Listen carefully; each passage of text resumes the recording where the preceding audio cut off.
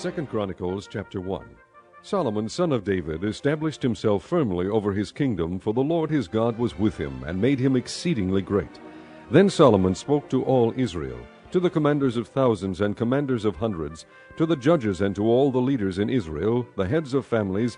And Solomon and the whole assembly went to the high place at Gibeon, for God's tent of meeting was there, which Moses the Lord's servant had made in the desert.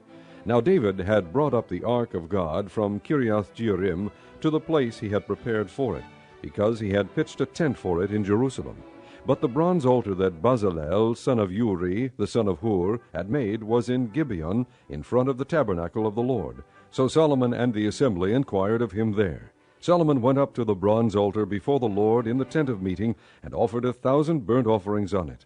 That night God appeared to Solomon and said to him, "Ask for whatever you want me to give you." Solomon answered God, "You have shown great kindness to David my father, and have made me king in his place. Now, Lord God, let your promise to my father David be confirmed, for you have made me king over a people who are as numerous as the dust of the earth.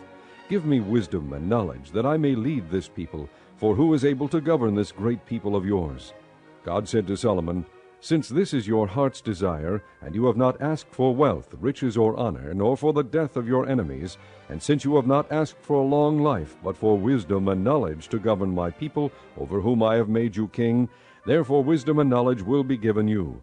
And I will also give you wealth, riches, and honor, such as no king who was before you ever had, and none after you will have." Then Solomon went to Jerusalem from the high place at Gibeon, from before the tent of meeting, and he reigned over Israel. Solomon accumulated chariots and horses. He had 1,400 chariots and 1,200 horses, which he kept in the chariot cities, and also with him in Jerusalem. The king made silver and gold as common in Jerusalem as stones, and cedar as plentiful as sycamore fig trees in the foothills. Solomon's horses were imported from Egypt and from Kue. The royal merchants purchased them from Kue. They imported a chariot from Egypt for 600 shekels of silver, and a horse for 150. They also exported them to all the kings of the Hittites and of the Arameans. Chapter 2. Solomon gave orders to build a temple for the name of the Lord, and a royal palace for himself. He conscripted 70,000 men as carriers, and 80,000 as stone cutters in the hills, and 3,600 as foremen over them. Solomon sent this message to Hiram king of Tyre: "Send me cedar logs as you did for my father David, when you sent him cedar to build a palace to live in. Now I am about to build a temple for the name of the Lord my God, and to dedicate it to him for burning fragrant incense before him, for setting out the consecrated bread regularly, and for making burnt offerings every morning and evening, and on Sabbaths and new moons, and at the appointed feasts of the Lord our God. This is a lasting ordinance for Israel. The temple I am going to build will be great, because our God is greater than all other gods. But who is able to build a temple for him, since the heavens, even the highest heavens, cannot contain him? Who then am I to build a temple for him, except as a place to burn sacrifices before him? Send me therefore a man skilled to work in gold and silver, bronze and iron, and in purple, crimson, and blue yarn, and experienced in the art of engraving, to work in Judah and Jerusalem with my skilled craftsmen, whom my father David provided. Send me also cedar, pine, and algum logs from Lebanon, for I know that your men are skilled in cutting timber there. My men will work with yours to provide me with plenty of lumber, because the temple I build must be large and magnificent. I will give your servants the woodsmen who cut the timber 20,000 cores of ground wheat, 20,000 cores of barley, 20,000 baths of wine, and 20,000 baths of olive oil." Hiram king of Tyre replied by letter to Solomon, "Because the Lord loves his people, he has made you their king." And Hiram added, "Praise be to the Lord, the God of Israel, who made heaven and earth. He has given King David a wise son, endowed with intelligence and discernment, who will build a temple for the Lord and a palace for himself. I am sending you Huram-Abi, a man of great skill, whose mother was from Dan and whose father was from Tyre. He is trained to work in gold and silver, bronze and iron, stone and wood, and with purple and blue and crimson yarn and fine linen. He is experienced in all kinds of engraving, and can execute any design given to him. He will work with your craftsmen and with those of my lord David your father. Now let my lord send his servants the wheat and barley and the olive oil and wine he promised. and we will cut all the logs from Lebanon that you need, and will float them in rafts by sea down to Joppa. You can then take them up to Jerusalem." Solomon took a census of all the aliens who were in Israel after the census his father David had taken, and they were found to be 153,600. He assigned 70,000 of them to be carriers, and 80,000 to be stone cutters in the hills, with 3,600 foremen over them to keep the people working. Chapter 3. Then Solomon began to build the temple of the Lord in Jerusalem on Mount Moriah, where the Lord had appeared to his father David. It was on the threshing floor of Araunah the Jebusite, the place provided by David. He began building on the 2nd day of the 2nd month in the 4th year of his reign. The foundation Solomon laid for building the temple of God was 60 cubits long and 20 cubits wide, using the cubit of the old standard. The portico at the front of the temple was 20 cubits long across the width of the building and 20 cubits high. He overlaid the inside with pure gold. He paneled the main hall with pine and covered it with fine gold and decorated it with palm tree and chain designs. He adorned the temple with precious stones, and the gold he used was gold of Parvaim. He overlaid the ceiling beams, door frames, walls, and doors of the temple with gold, and he carved cherubim on the walls. He built the most holy place, its length corresponding to the width of the temple, 20 cubits long and 20 cubits wide. He overlaid the inside with 600 talents of fine gold. The gold nails weighed 50 shekels. He also overlaid the upper parts with gold. In the most holy place he made a pair of sculptured cherubim and overlaid them with gold. The total wingspan of the cherubim was 20 cubits. One wing of the first cherub was 5 cubits long and touched the temple wall, while its other wing, also 5 cubits long, touched the wing of the other cherub. Similarly, one wing of the second cherub was 5 cubits long and touched the other temple wall, and its other wing, also 5 cubits long, touched the wing of the first cherub. The wings of these cherubim extended 20 cubits. They stood on their feet, facing the main hall. He made the curtain of blue, purple, and crimson yarn and fine linen, with cherubim worked into it. In the front of the temple he made 2 pillars, which together were 35 cubits long, each with a capital on top measuring 5 cubits. He made interwoven chains and put them on top of the pillars. He also made 100 pomegranates and attached them to the chains. He erected the pillars in the front of the temple, one to the south and one to the north. The one to the south he named Jachin, and the one to the north Boaz. Chapter 4. He made a bronze altar 20 cubits long, 20 cubits wide, and 10 cubits high. He made the sea of cast metal, circular in shape, measuring 10 cubits from rim to rim, and 5 cubits high. It took a line of 30 cubits to measure around it. Below the rim, figures of bulls encircled it, 10 to a cubit. The bulls were cast in 2 rows in one piece with the sea. The sea stood on 12 bulls, 3 facing north, 3 facing west, 3 facing south, and 3 facing east. The sea rested on top of them, and their hindquarters were toward the center.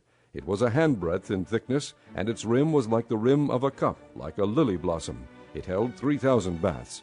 He then made 10 basins for washing, and placed 5 on the south side and 5 on the north. In them the things to be used for the burnt offerings were rinsed, but the sea was to be used by the priests for washing. He made 10 gold lampstands according to the specifications for them, and placed them in the temple, 5 on the south side and 5 on the north. He made 10 tables and placed them in the temple, 5 on the south side and 5 on the north. He also made 100 gold sprinkling bowls. He made the courtyard of the priests, and the large court, and the doors for the court, and overlaid the doors with bronze. He placed the sea on the south side at the southeast corner. He also made the pots and shovels and sprinkling bowls. So Huram finished the work he had undertaken for King Solomon in the temple of God: the 2 pillars, the 2 bowl-shaped capitals on top of the pillars, the 2 sets of network decorating the 2 bowl-shaped capitals on top of the pillars, the 400 pomegranates for the 2 sets of network, 2 rows of pomegranates for each network, decorating the bowl-shaped capitals on top of the pillars, the stands with their basins, the sea and the 12 bulls under it, the pots, shovels, meat forks, and all related articles. All the objects that Huram-Abi made for King Solomon for the temple of the Lord were of polished bronze. The king had them cast in clay molds in the plain of the Jordan between Succoth and Zarethan. All these things that Solomon made amounted to so much that the weight of the bronze was not determined. Solomon also made all the furnishings that were in God's temple, the golden altar, the tables on which was the bread of the presence, the lampstands of pure gold with their lamps to burn in front of the inner sanctuary as prescribed, the gold floral work and lamps and tongs, they were solid gold, the pure gold wick trimmers, sprinkling bowls, dishes, and censers, and the gold doors of the temple, the inner doors to the most holy place, and the doors of the main hall. Chapter 5. When all the work Solomon had done for the temple of the Lord was finished, he brought in the things his father David had dedicated, the silver and gold and all the furnishings, and he placed them in the treasuries of God's temple. Then Solomon summoned to Jerusalem the elders of Israel, all the heads of the tribes and the chiefs of the Israelite families, to bring up the ark of the Lord's covenant from Zion, the city of David. And all the men of Israel came together to the king at the time of the festival in the 7th month. When all the elders of Israel had arrived, the Levites took up the ark, and they brought up the ark and the tent of meeting and all the sacred furnishings in it.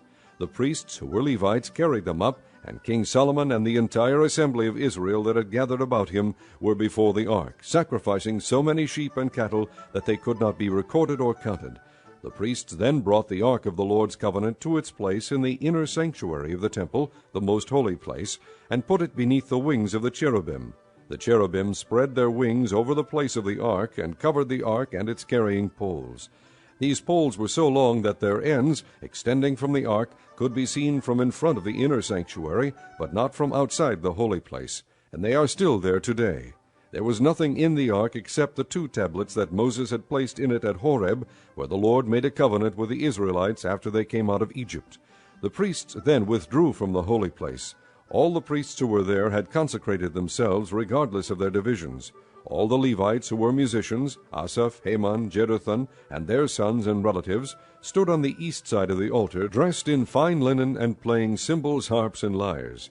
They were accompanied by 120 priests sounding trumpets. The trumpeters and singers joined in unison, as with one voice, to give praise and thanks to the Lord.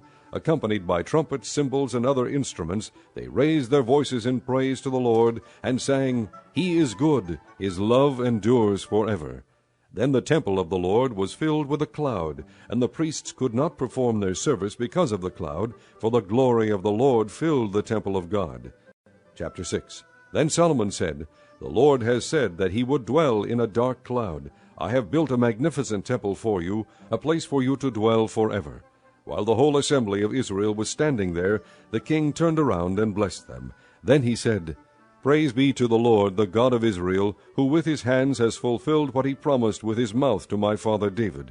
For he said, 'Since the day I brought my people out of Egypt, I have not chosen a city in any tribe of Israel to have a temple built for my name to be there, nor have I chosen anyone to be the leader over my people Israel. But now I have chosen Jerusalem for my name to be there, and I have chosen David to rule my people Israel.' My father David had it in his heart to build a temple for the name of the Lord, the God of Israel. But the Lord said to my father David, 'Because it was in your heart to build a temple for my name, you did well to have this in your heart. Nevertheless, you are not the one to build the temple, but your son, who is your own flesh and blood. He is the one who will build the temple for my name.' The Lord has kept the promise he made. I have succeeded David my father, and now I sit on the throne of Israel, just as the Lord promised, and I have built the temple for the name of the Lord, the God of Israel. There I have placed the ark, in which is the covenant of the Lord that he made with the people of Israel." Then Solomon stood before the altar of the Lord in front of the whole assembly of Israel, and spread out his hands. Now he had made a bronze platform 5 cubits long, 5 cubits wide, and 3 cubits high, and had placed it in the center of the outer court. He stood on the platform, and then knelt down before the whole assembly of Israel, and spread out his hands toward heaven. He said, "O Lord God of Israel, there is no God like you in heaven or on earth. You who keep your covenant of love with your servants, who continue wholeheartedly in your way. You have kept your promise to your servant David my father. With your mouth you have promised, and with your hand you have fulfilled it, as it is today. Now, Lord God of Israel, keep for your servant David my father the promises you made to him when you said, 'You shall never fail to have a man to sit before me on the throne of Israel, if only your sons are careful in all they do to walk before me according to my law, as you have done.' And now, O Lord God of Israel, let your word that you promised your servant David come true. But will God really dwell on earth with men? The heavens, even the highest heavens, cannot contain you. How much less this temple I have built? Yet give attention to your servant's prayer and his plea for mercy, O Lord my God. Hear the cry and the prayer that your servant is praying in your presence. May your eyes be open toward this temple day and night, this place of which you said you would put your name there. May you hear the prayer your servant prays toward this place. Hear the supplications of your servant and of your people Israel when they pray toward this place. Hear from heaven, your dwelling place, and when you hear, forgive. When a man wrongs his neighbor and is required to take an oath, and he comes and swears the oath before your altar in this temple, then hear from heaven and act. Judge between your servants, repaying the guilty by bringing down on his own head what he has done. Declare the innocent not guilty, and so establish his innocence.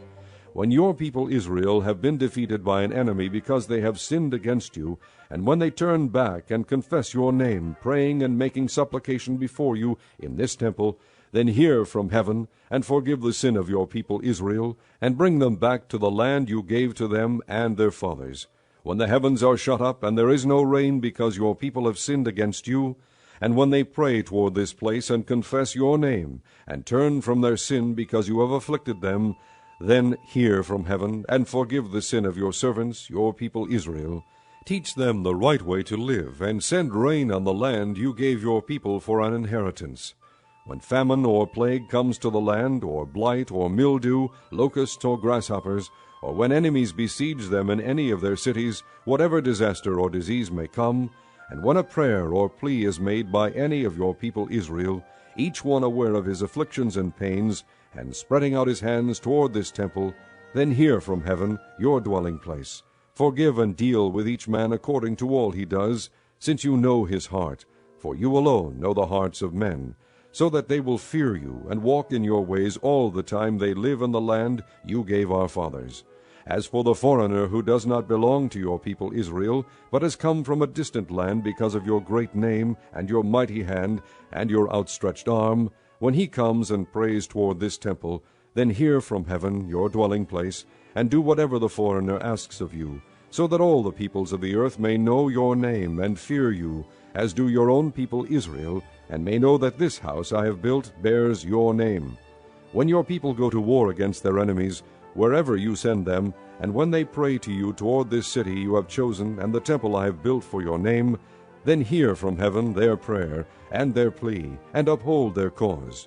When they sin against you, for there is no one who does not sin, and you become angry with them and give them over to the enemy, who takes them captive to a land far away or near, and if they have a change of heart in the land where they are held captive, and repent and plead with you in the land of their captivity, and say, We have sinned, we have done wrong and acted wickedly, and if they turn back to you with all their heart and soul in the land of their captivity where they were taken, and pray toward the land you gave their fathers, toward the city you have chosen, and toward the temple I have built for your name, then from heaven, your dwelling place, hear their prayer and their pleas, and uphold their cause, and forgive your people who have sinned against you.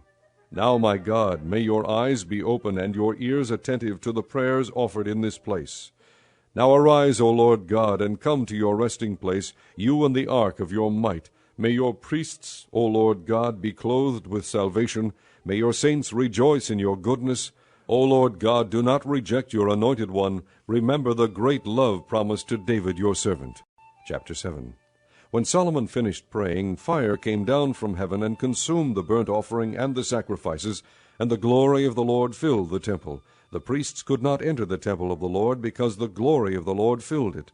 When all the Israelites saw the fire coming down, and the glory of the Lord above the temple, they knelt on the pavement with their faces to the ground, and they worshipped and gave thanks to the Lord, saying, He is good, His love endures forever. Then the king and all the people offered sacrifices before the Lord, and King Solomon offered a sacrifice of 22,000 head of cattle, and 120,000 sheep and goats. So the king and all the people dedicated the temple of God. The priests took their positions, as did the Levites, with the Lord's musical instruments, which King David had made for praising the Lord, and which were used when he gave thanks, saying, His love endures forever. Opposite the Levites the priests blew their trumpets, and all the Israelites were standing. Solomon consecrated the middle part of the courtyard in front of the temple of the Lord, and there he offered burnt offerings, and the fat of the fellowship offerings, because the bronze altar he had made could not hold the burnt offerings, the grain offerings, and the fat portions. So Solomon observed the festival at that time for 7 days, and all Israel with him, a vast assembly, people from Lebo Hamath to the Wadi of Egypt. On the 8th day they held an assembly, for they had celebrated the dedication of the altar for 7 days, and the festival for 7 days more. On the 23rd day of the 7th month he sent the people to their homes, joyful and glad in heart for the good things the Lord had done for David and Solomon and for his people Israel. When Solomon had finished the temple of the Lord and the royal palace, and had succeeded in carrying out all he had in mind to do in the temple of the Lord and in his own palace, the Lord appeared to him at night and said, I have heard your prayer, and have chosen this place for myself as a temple for sacrifices. When I shut up the heavens so that there is no rain, or command locusts to devour the land, or send a plague among my people, if my people who are called by my name will humble themselves and pray, and seek my face, and turn from their wicked ways, then I will hear from heaven, and will forgive their sin, and will heal their land.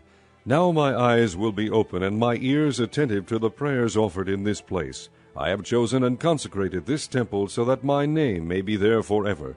My eyes and my heart will always be there. As for you, if you walk before me as David your father did, and do all I command, and observe my decrees and laws, I will establish your royal throne, as I covenanted with David your father, when I said, You shall never fail to have a man to rule over Israel. But if you turn away and forsake the decrees and commands I have given you, and go off to serve other gods and worship them, then I will uproot Israel from my land, which I have given them, and will reject this temple I have consecrated for my name. I will make it a byword and an object of ridicule among all peoples. And though this temple is now so imposing, all who pass by will be appalled and say, Why has the Lord done such a thing to this land and to this temple? People will answer, Because they have forsaken the Lord, the God of their fathers, who brought them out of Egypt, and have embraced other gods, worshipping and serving them. That is why he brought all this disaster on them.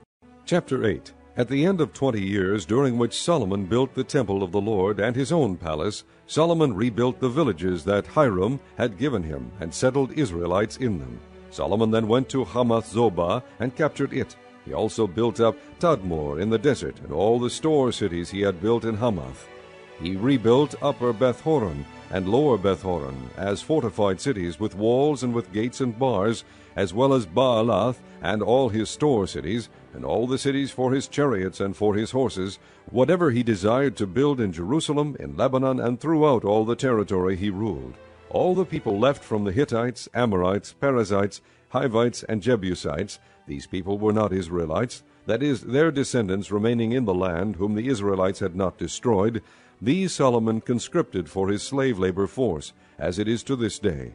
But Solomon did not make slaves of the Israelites for his work. They were his fighting men, commanders of his captains, and commanders of his chariots and charioteers. They were also King Solomon's chief officials, 250 officials supervising the men. Solomon brought Pharaoh's daughter up from the city of David to the palace he had built for her, for he said, My wife must not live in the palace of David, king of Israel, because the places the ark of the Lord has entered are holy. On the altar of the Lord, that he had built in front of the portico, Solomon sacrificed burnt offerings to the Lord, according to the daily requirement for offerings commanded by Moses for Sabbaths, new moons, and the 3 annual feasts, the Feast of Unleavened Bread, the Feast of Weeks, and the Feast of Tabernacles. In keeping with the ordinance of his father David, he appointed the divisions of the priests for their duties, and the Levites to lead the praise, and to assist the priests according to each day's requirement. He also appointed the gatekeepers by divisions for the various gates, because this was what David, the man of God, had ordered. They did not deviate from the king's commands to the priests or to the Levites in any manner, including that of the treasuries. All Solomon's work was carried out from the day the foundation of the temple of the Lord was laid until its completion. So the temple of the Lord was finished. Then Solomon went to Ezion-Geber and Elath on the coast of Edom. And Hiram sent him ships commanded by his own officers, men who knew the sea. These with Solomon's men sailed to Ophir, and brought back 450 talents of gold, which they delivered to King Solomon. Chapter 9. When the queen of Sheba heard of Solomon's fame, she came to Jerusalem to test him with hard questions. Arriving with a very great caravan, with camels carrying spices, large quantities of gold, and precious stones, she came to Solomon and talked with him about all she had on her mind. Solomon answered all her questions. Nothing was too hard for him to explain to her. When the queen of Sheba saw the wisdom of Solomon, as well as the palace he had built, the food on his table, the seating of his officials, the attending servants in their robes, the cupbearers in their robes, and the burnt offerings he made at the temple of the Lord, she was overwhelmed. She said to the king, "The report I heard in my own country about your achievements and your wisdom is true, but I did not believe what they said until I came and saw with my own eyes. Indeed, not even half the greatness of your wisdom was told. You have far exceeded the report I heard. How happy your men must be! How happy your officials who continually stand before you and hear your wisdom! Praise be to the Lord your God, who has delighted in you and placed you on his throne as king to rule for the Lord your God. Because of the love of your God for Israel and his desire to uphold them forever, he has made you king over them to maintain justice and righteousness." Then she gave the king 120 talents of gold, large quantities of spices, and precious stones. There had never been such spices as those the queen of Sheba gave to King Solomon. The men of Hiram and the men of Solomon brought gold from Ophir. They also brought algum wood and precious stones. The king used the algum wood to make steps for the temple of the Lord and for the royal palace, and to make harps and lyres for the musicians. Nothing like them had ever been seen in Judah. King Solomon gave the queen of Sheba all she desired and asked for. He gave her more than she had brought to him.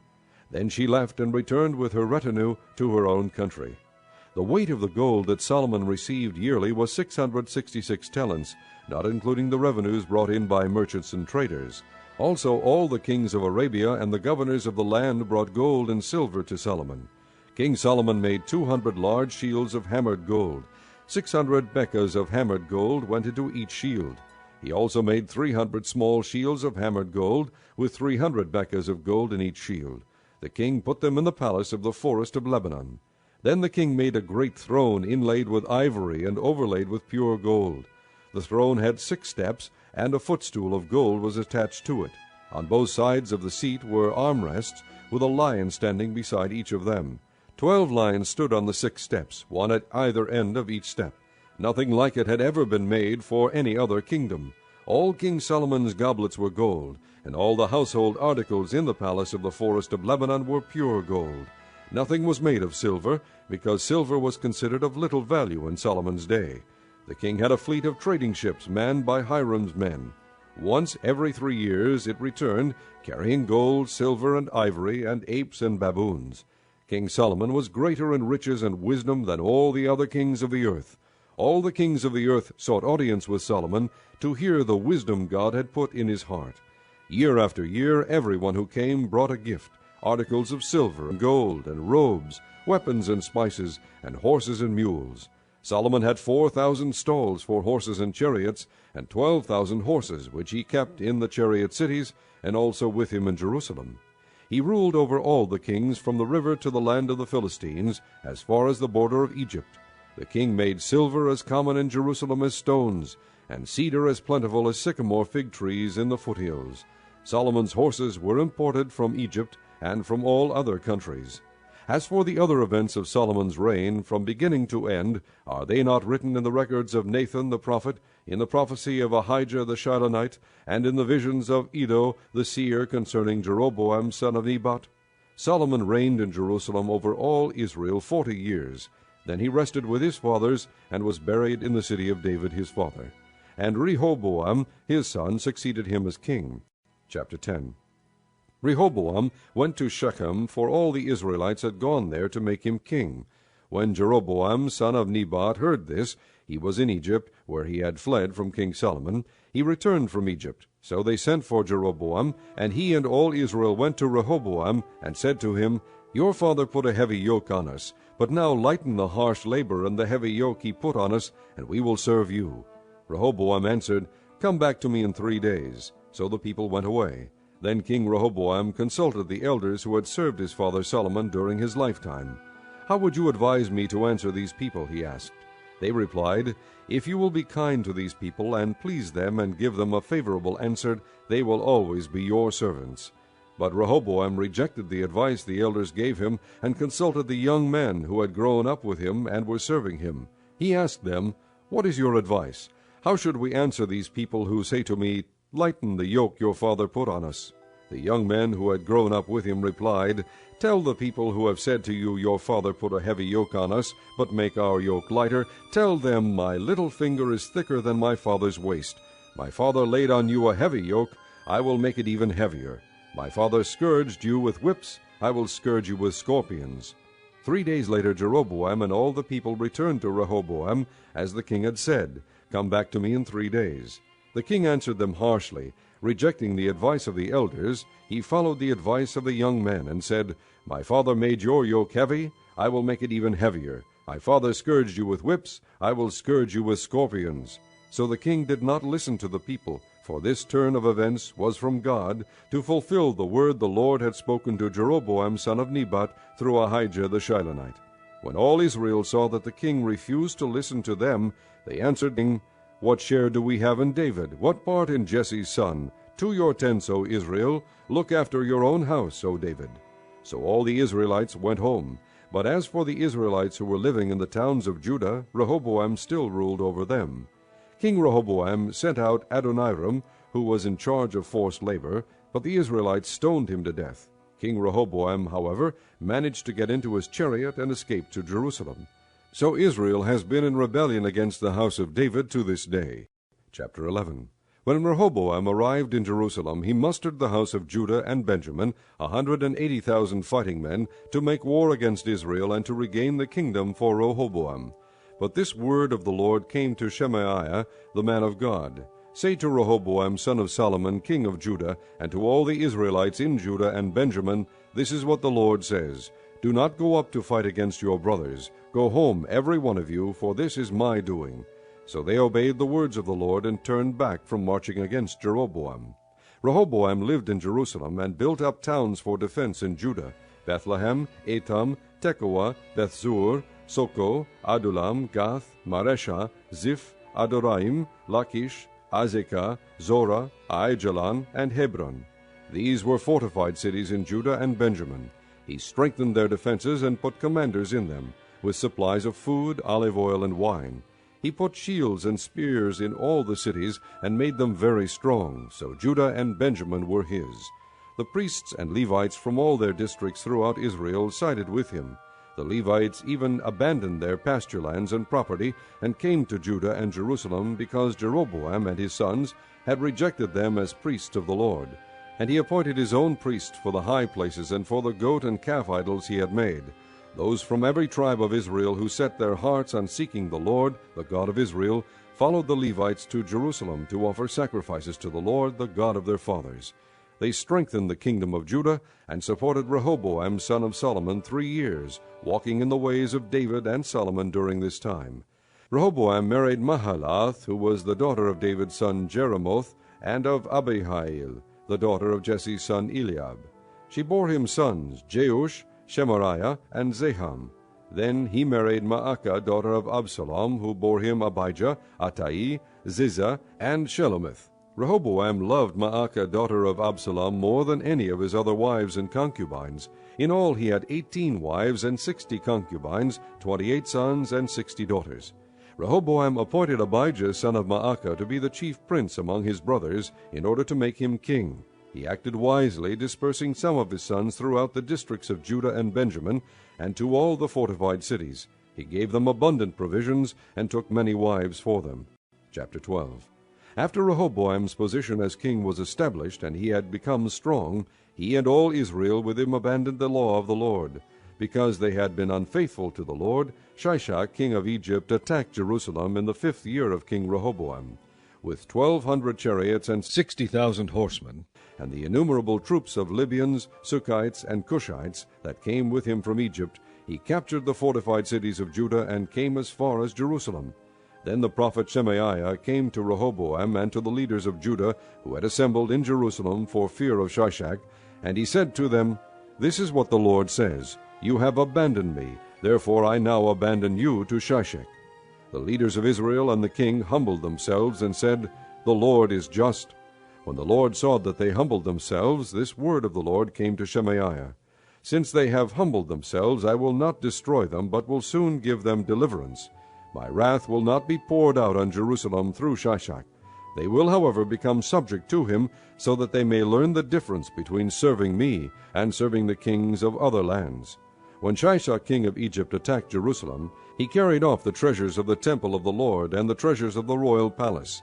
He took everything, including the gold shields Solomon had made. So King Rehoboam made bronze shields to replace them, and assigned these to the commanders of the guard on duty at the entrance to the royal palace. Whenever the king went to the Lord's temple, the guards went with him, bearing the shields, and afterward they returned them to the guardroom. Because Rehoboam humbled himself, the Lord's anger turned from him, and he was not totally destroyed. Indeed, there was some good in Judah. King Rehoboam established himself firmly in Jerusalem and continued as king. He was 41 years old when he became king, and he reigned 17 years in Jerusalem, the city the Lord had chosen out of all the tribes of Israel in which to put his name. His mother's name was Naamah. She was an Ammonite. He did evil because he had not set his heart on seeking the Lord. As for the events of Rehoboam's reign, from beginning to end, are they not written in the records of Shemaiah the prophet and of Iddo the seer that deal with genealogies? There was continual warfare between Rehoboam and Jeroboam. Rehoboam rested with his fathers and was buried in the city of David, and Abijah his son succeeded him as king. Chapter 13. In the 18th year of the reign of Jeroboam, Abijah became king of Judah, and he reigned in Jerusalem 3 years. His mother's name was Maacah, a daughter of Uriel of Gibeah. There was war between Abijah and Jeroboam. Abijah went into battle with a force of 400,000 able fighting men, and Jeroboam drew up a battle line against him with 800,000 able troops. Abijah stood on Mount Zemaraim in the hill country of Ephraim and said, Jeroboam and all Israel, listen to me. Don't you know that the Lord, the God of Israel, has given the kingship of Israel to David and his descendants forever by a covenant of salt? Yet Jeroboam son of Nebat, an official of Solomon son of David, rebelled against his master. Some worthless scoundrels gathered around him and opposed Rehoboam son of Solomon when he was young and indecisive and not strong enough to resist them. And now you plan to resist the kingdom of the Lord, which is in the hands of David's descendants. You are indeed a vast army, and have with you the golden calves that Jeroboam made to be your gods. But didn't you drive out the priests of the Lord, the sons of Aaron, and the Levites, and make priests of your own, as the peoples of other lands do? Whoever comes to consecrate himself with a young bull and 7 rams may become a priest of what are not gods. As for us, the Lord is our God, and we have not forsaken him. The priests who serve the Lord are sons of Aaron, and the Levites assist them. Every morning and evening they present burnt offerings and fragrant incense to the Lord.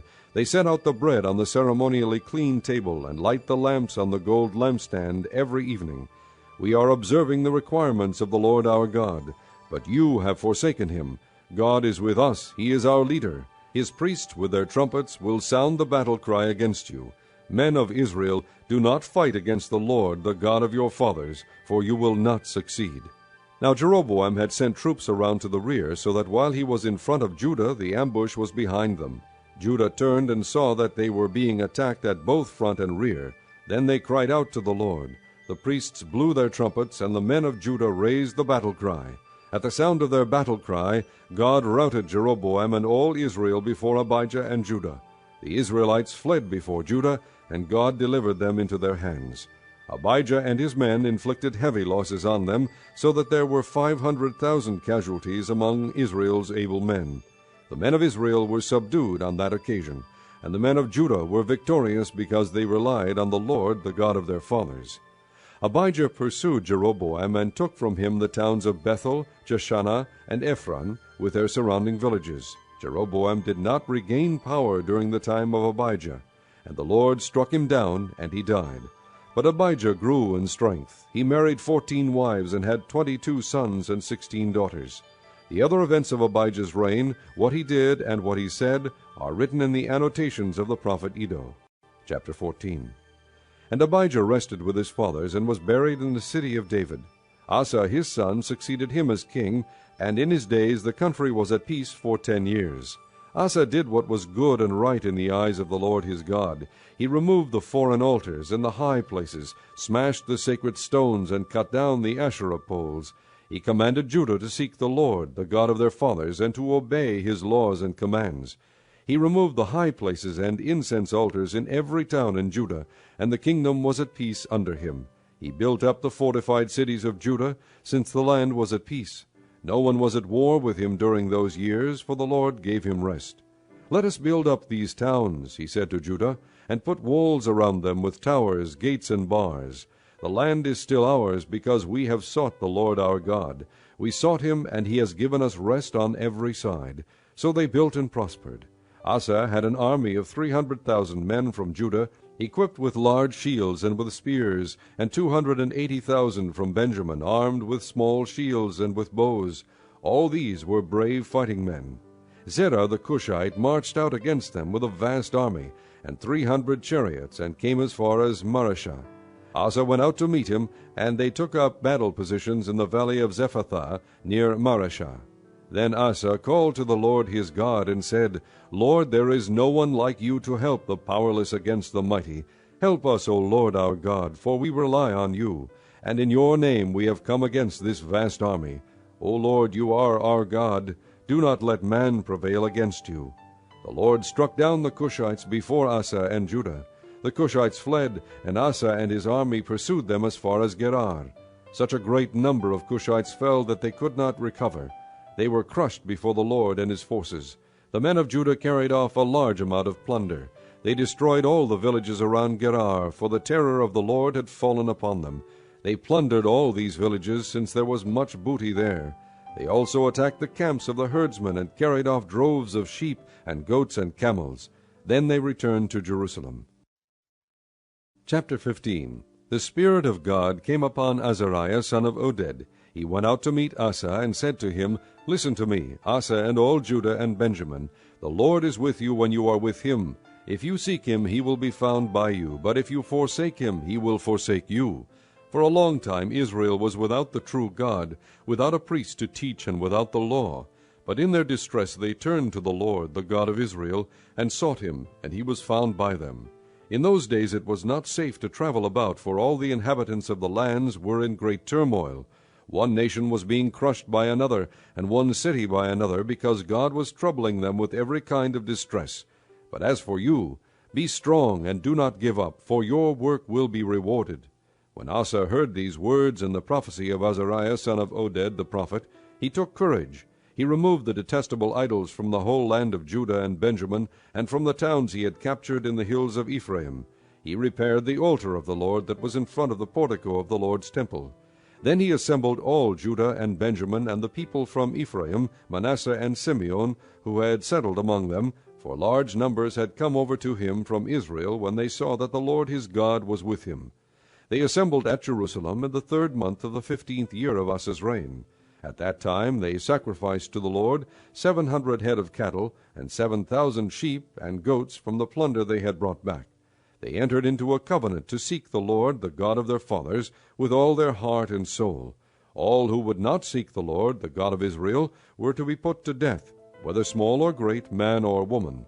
They took an oath to the Lord with loud acclamation, with shouting, and with trumpets and horns. All Judah rejoiced about the oath, because they had sworn it wholeheartedly.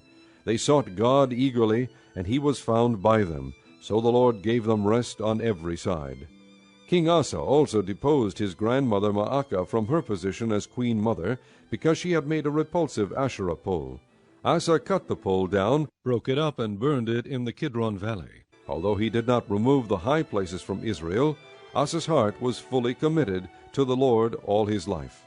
He brought into the temple of God the silver and gold and the articles that he and his father had dedicated. There was no more war until the 35th year of Asa's reign. Chapter 16. In the 36th year of Asa's reign, Baasha king of Israel went up against Judah, and fortified Ramah to prevent anyone from leaving or entering the territory of Asa king of Judah. Asa then took the silver and gold out of the treasuries of the Lord's temple and of his own palace, and sent it to Ben-Hadad king of Aram, who was ruling in Damascus. "Let there be a treaty between me and you," he said, "as there was between my father and your father. See, I am sending you silver and gold. Now break your treaty with Baasha king of Israel, so he will withdraw from me."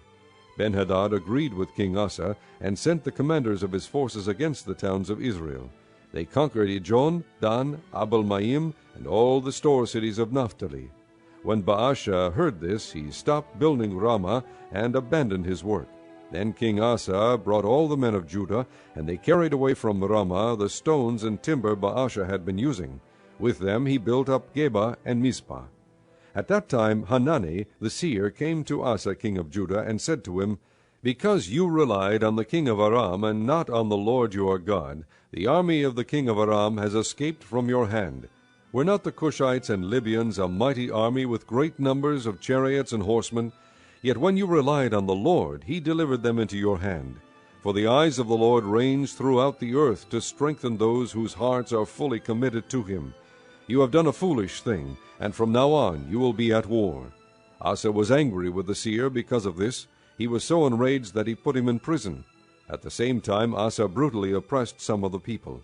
The events of Asa's reign from beginning to end are written in the book of the kings of Judah and Israel. In the 39th year of his reign Asa was afflicted with a disease in his feet. Though his disease was severe, even in his illness he did not seek help from the Lord, but only from the physicians.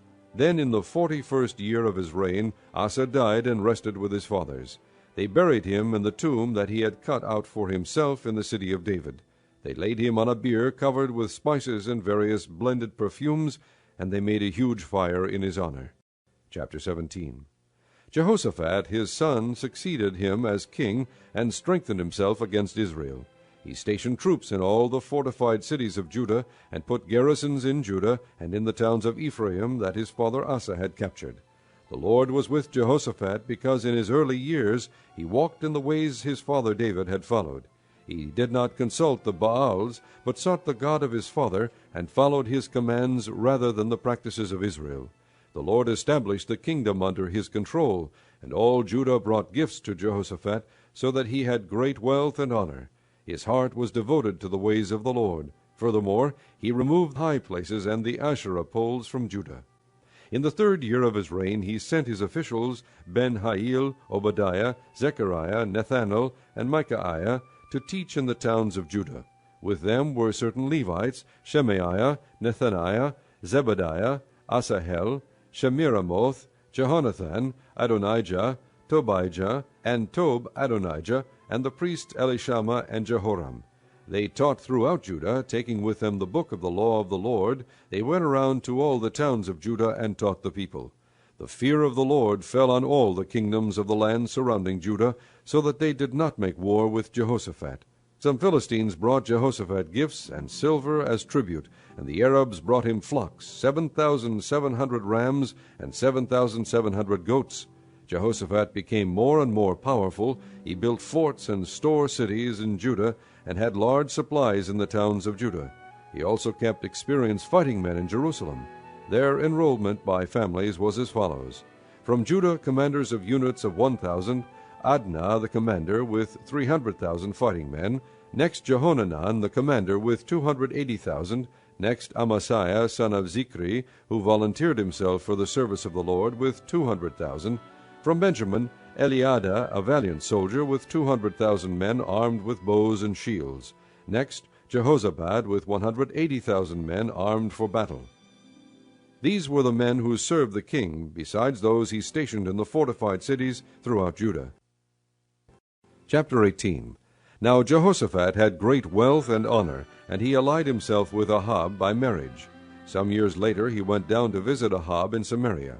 Ahab slaughtered many sheep and cattle for him, and the people with him, and urged him to attack Ramoth-Gilead. Ahab, king of Israel, asked Jehoshaphat, king of Judah, "Will you go with me against Ramoth-Gilead?"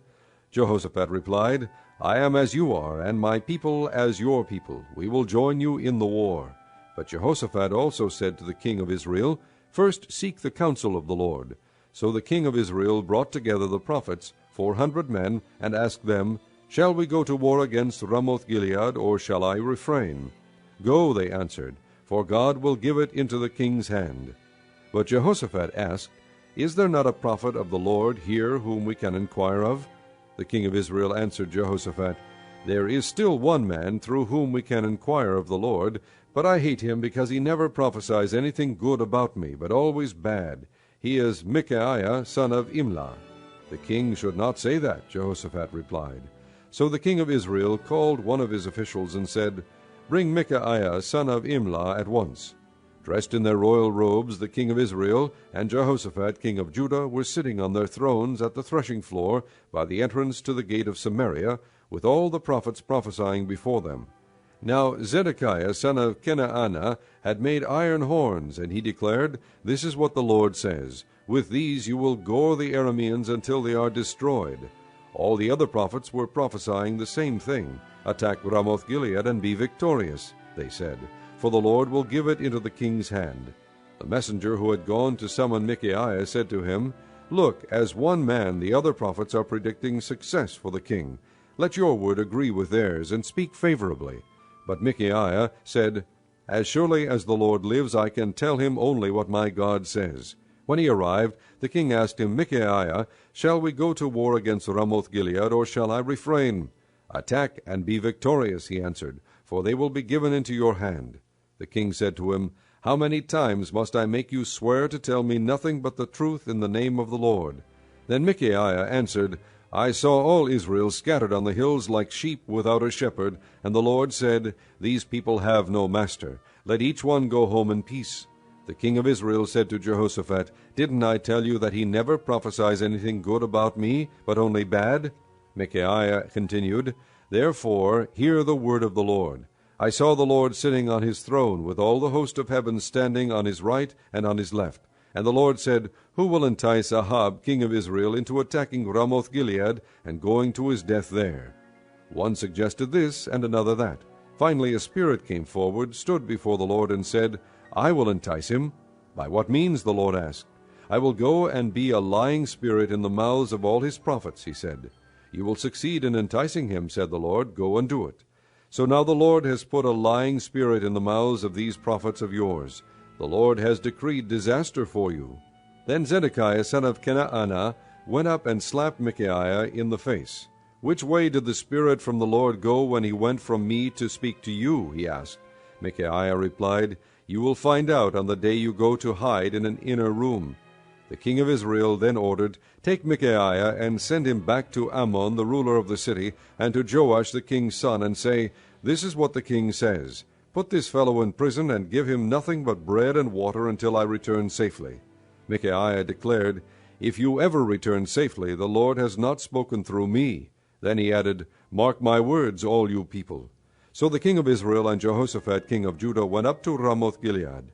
The king of Israel said to Jehoshaphat, I will enter the battle in disguise, but you wear your royal robes. So the king of Israel disguised himself and went into battle.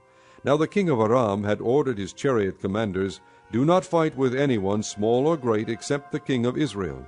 When the chariot commanders saw Jehoshaphat, they thought, This is the king of Israel. So they turned to attack him, but Jehoshaphat cried out, and the Lord helped him. God drew them away from him, for when the chariot commanders saw that he was not the king of Israel, they stopped pursuing him. But someone drew his bow at random and hit the king of Israel between the sections of his armor. The king told the chariot driver, Wheel around and get me out of the fighting. I've been wounded. All day long the battle raged, and the king of Israel propped himself up in his chariot, facing the Arameans until evening. Then at sunset he died. Chapter 19. When Jehoshaphat, king of Judah, returned safely to his palace in Jerusalem, Jehu the seer, the son of Hanani, went out to meet him and said to the king, Should you help the wicked and love those who hate the Lord?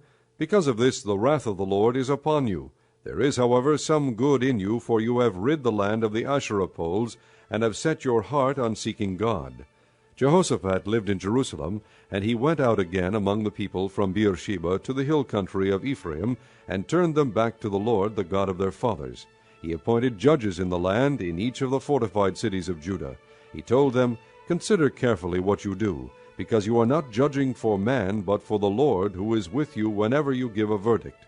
Now let the fear of the Lord be upon you. Judge carefully, for with the Lord our God there is no injustice or partiality or bribery. In Jerusalem also Jehoshaphat appointed some of the Levites, priests, and heads of Israelite families to administer the law of the Lord and to settle disputes, and they lived in Jerusalem. He gave them these orders: You must serve faithfully and wholeheartedly in the fear of the Lord.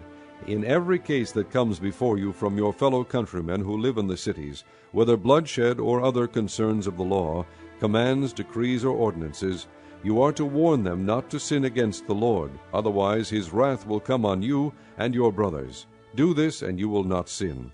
Amariah the chief priest will be over you in any matter concerning the Lord, and Zebadiah, son of Ishmael, the leader of the tribe of Judah, will be over you in any matter concerning the king, and the Levites will serve as officials before you.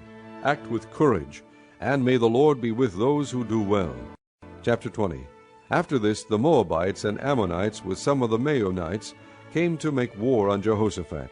Some men came and told Jehoshaphat, A vast army is coming against you from Edom, from the other side of the sea. It is already in Hazazon Tamar, that is, En-Gedi. Alarmed, Jehoshaphat resolved to inquire of the Lord, and he proclaimed a fast for all Judah. The people of Judah came together to seek help from the Lord. Indeed, they came from every town in Judah to seek him. Then Jehoshaphat stood up in the assembly of Judah and Jerusalem at the temple of the Lord, in the front of the new courtyard, and said, O Lord God of our fathers, are you not the God who is in heaven? You rule over all the kingdoms of the nations. Power and might are in your hand, and no one can withstand you. O our God, did you not drive out the inhabitants of this land before your people Israel, and give it forever to the descendants of Abraham your friend? They have lived in it, and have built in it a sanctuary for your name, saying, If calamity comes upon us, whether the sword of judgment, or plague, or famine, we will stand in your presence before this temple that bears your name, and will cry out to you in our distress, and you will hear us and save us. But now here are men from Ammon, Moab, and Mount Seir, whose territory you would not allow Israel to invade when they came from Egypt. So they turned away from them and did not destroy them. See how they are repaying us by coming to drive us out of the possession you gave us as an inheritance. O our God, will you not judge them? For we have no power to face this vast army that is attacking us. We do not know what to do, but our eyes are upon you. All the men of Judah, with their wives and children and little ones, stood there before the Lord. Then the Spirit of the Lord came upon Jahaziel, son of Zechariah, the son of Benaiah, the son of Jael, the son of Mattaniah, a Levite and descendant of Asaph, as he stood in the assembly. He said, Listen, King Jehoshaphat, and all who live in Judah and Jerusalem. This is what the Lord says to you. Do not be afraid or discouraged because of this vast army, for the battle is not yours, but God's. Tomorrow march down against them. They will be climbing up by the pass of Ziz, and you will find them at the end of the gorge in the desert of Jeruel. You will not have to fight this battle. Take up your positions, stand firm, and see the deliverance the Lord will give you, O Judah and Jerusalem. Do not be afraid, do not be discouraged. Go out to face them tomorrow, and the Lord will be with you. Jehoshaphat bowed with his face to the ground, and all the people of Judah and Jerusalem fell down and worshipped before the Lord.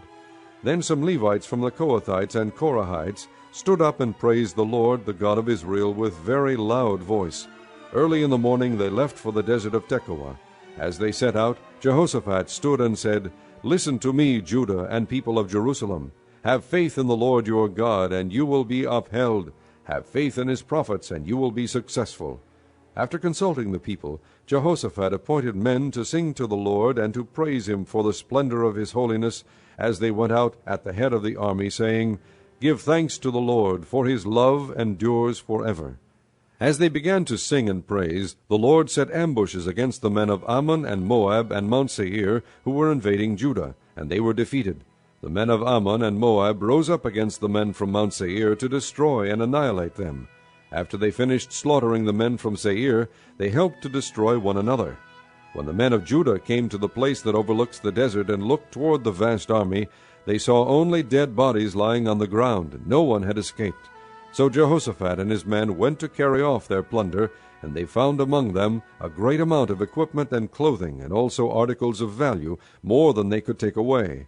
There was so much plunder that it took 3 days to collect it. On the 4th day they assembled in the valley of Berakah, where they praised the Lord. This is why it is called the Valley of Berakah to this day. Then, led by Jehoshaphat, all the men of Judah and Jerusalem returned joyfully to Jerusalem, for the Lord had given them cause to rejoice over their enemies. They entered Jerusalem and went to the temple of the Lord with harps and lutes and trumpets. The fear of God came upon all the kingdoms of the countries when they heard how the Lord had fought against the enemies of Israel. And the kingdom of Jehoshaphat was at peace, for his God had given him rest on every side. So Jehoshaphat reigned over Judah. He was 35 years old when he became king of Judah, and he reigned in Jerusalem 25 years. His mother's name was Azubah, daughter of Shilhi. He walked in the ways of his father Asa, and did not stray from them. He did what was right in the eyes of the Lord. The high places, however, were not removed, and the people still had not set their hearts on the God of their fathers. The other events of Jehoshaphat's reign, from beginning to end, are written in the annals of Jehu son of Hanani, which are recorded in the book of the kings of Israel.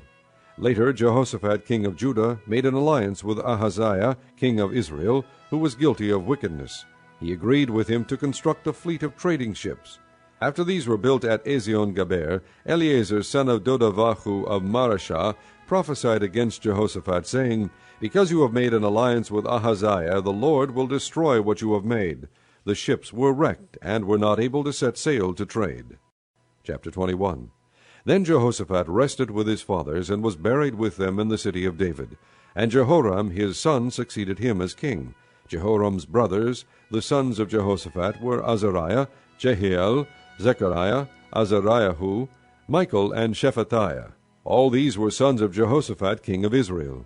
Their father had given them many gifts of silver and gold and articles of value, as well as fortified cities in Judah, but he had given the kingdom to Jehoram because he was his firstborn son. When Jehoram established himself firmly over his father's kingdom, he put all his brothers to the sword along with some of the princes of Israel. Jehoram was 32 years old when he became king, and he reigned in Jerusalem 8 years. He walked in the ways of the kings of Israel, as the house of Ahab had done, for he married a daughter of Ahab. He did evil in the eyes of the Lord. Nevertheless, because of the covenant the Lord had made with David, the Lord was not willing to destroy the house of David. He had promised to maintain a lamp for him and his descendants forever. In the time of Jehoram, Edom rebelled against Judah and set up its own king. So Jehoram went there with his officers and all his chariots. The Edomites surrounded him and his chariot commanders, but he rose up and broke through by night. To this day Edom has been in rebellion against Judah. Libnah revolted at the same time, because Jehoram had forsaken the Lord, the God of his fathers. He had also built high places on the hills of Judah, and had caused the people of Jerusalem to prostitute themselves, and had led Judah astray. Jehoram received a letter from Elijah the prophet, which said, This is what the Lord, the God of your father David, says, You have not walked in the ways of your father Jehoshaphat, or of Asa king of Judah.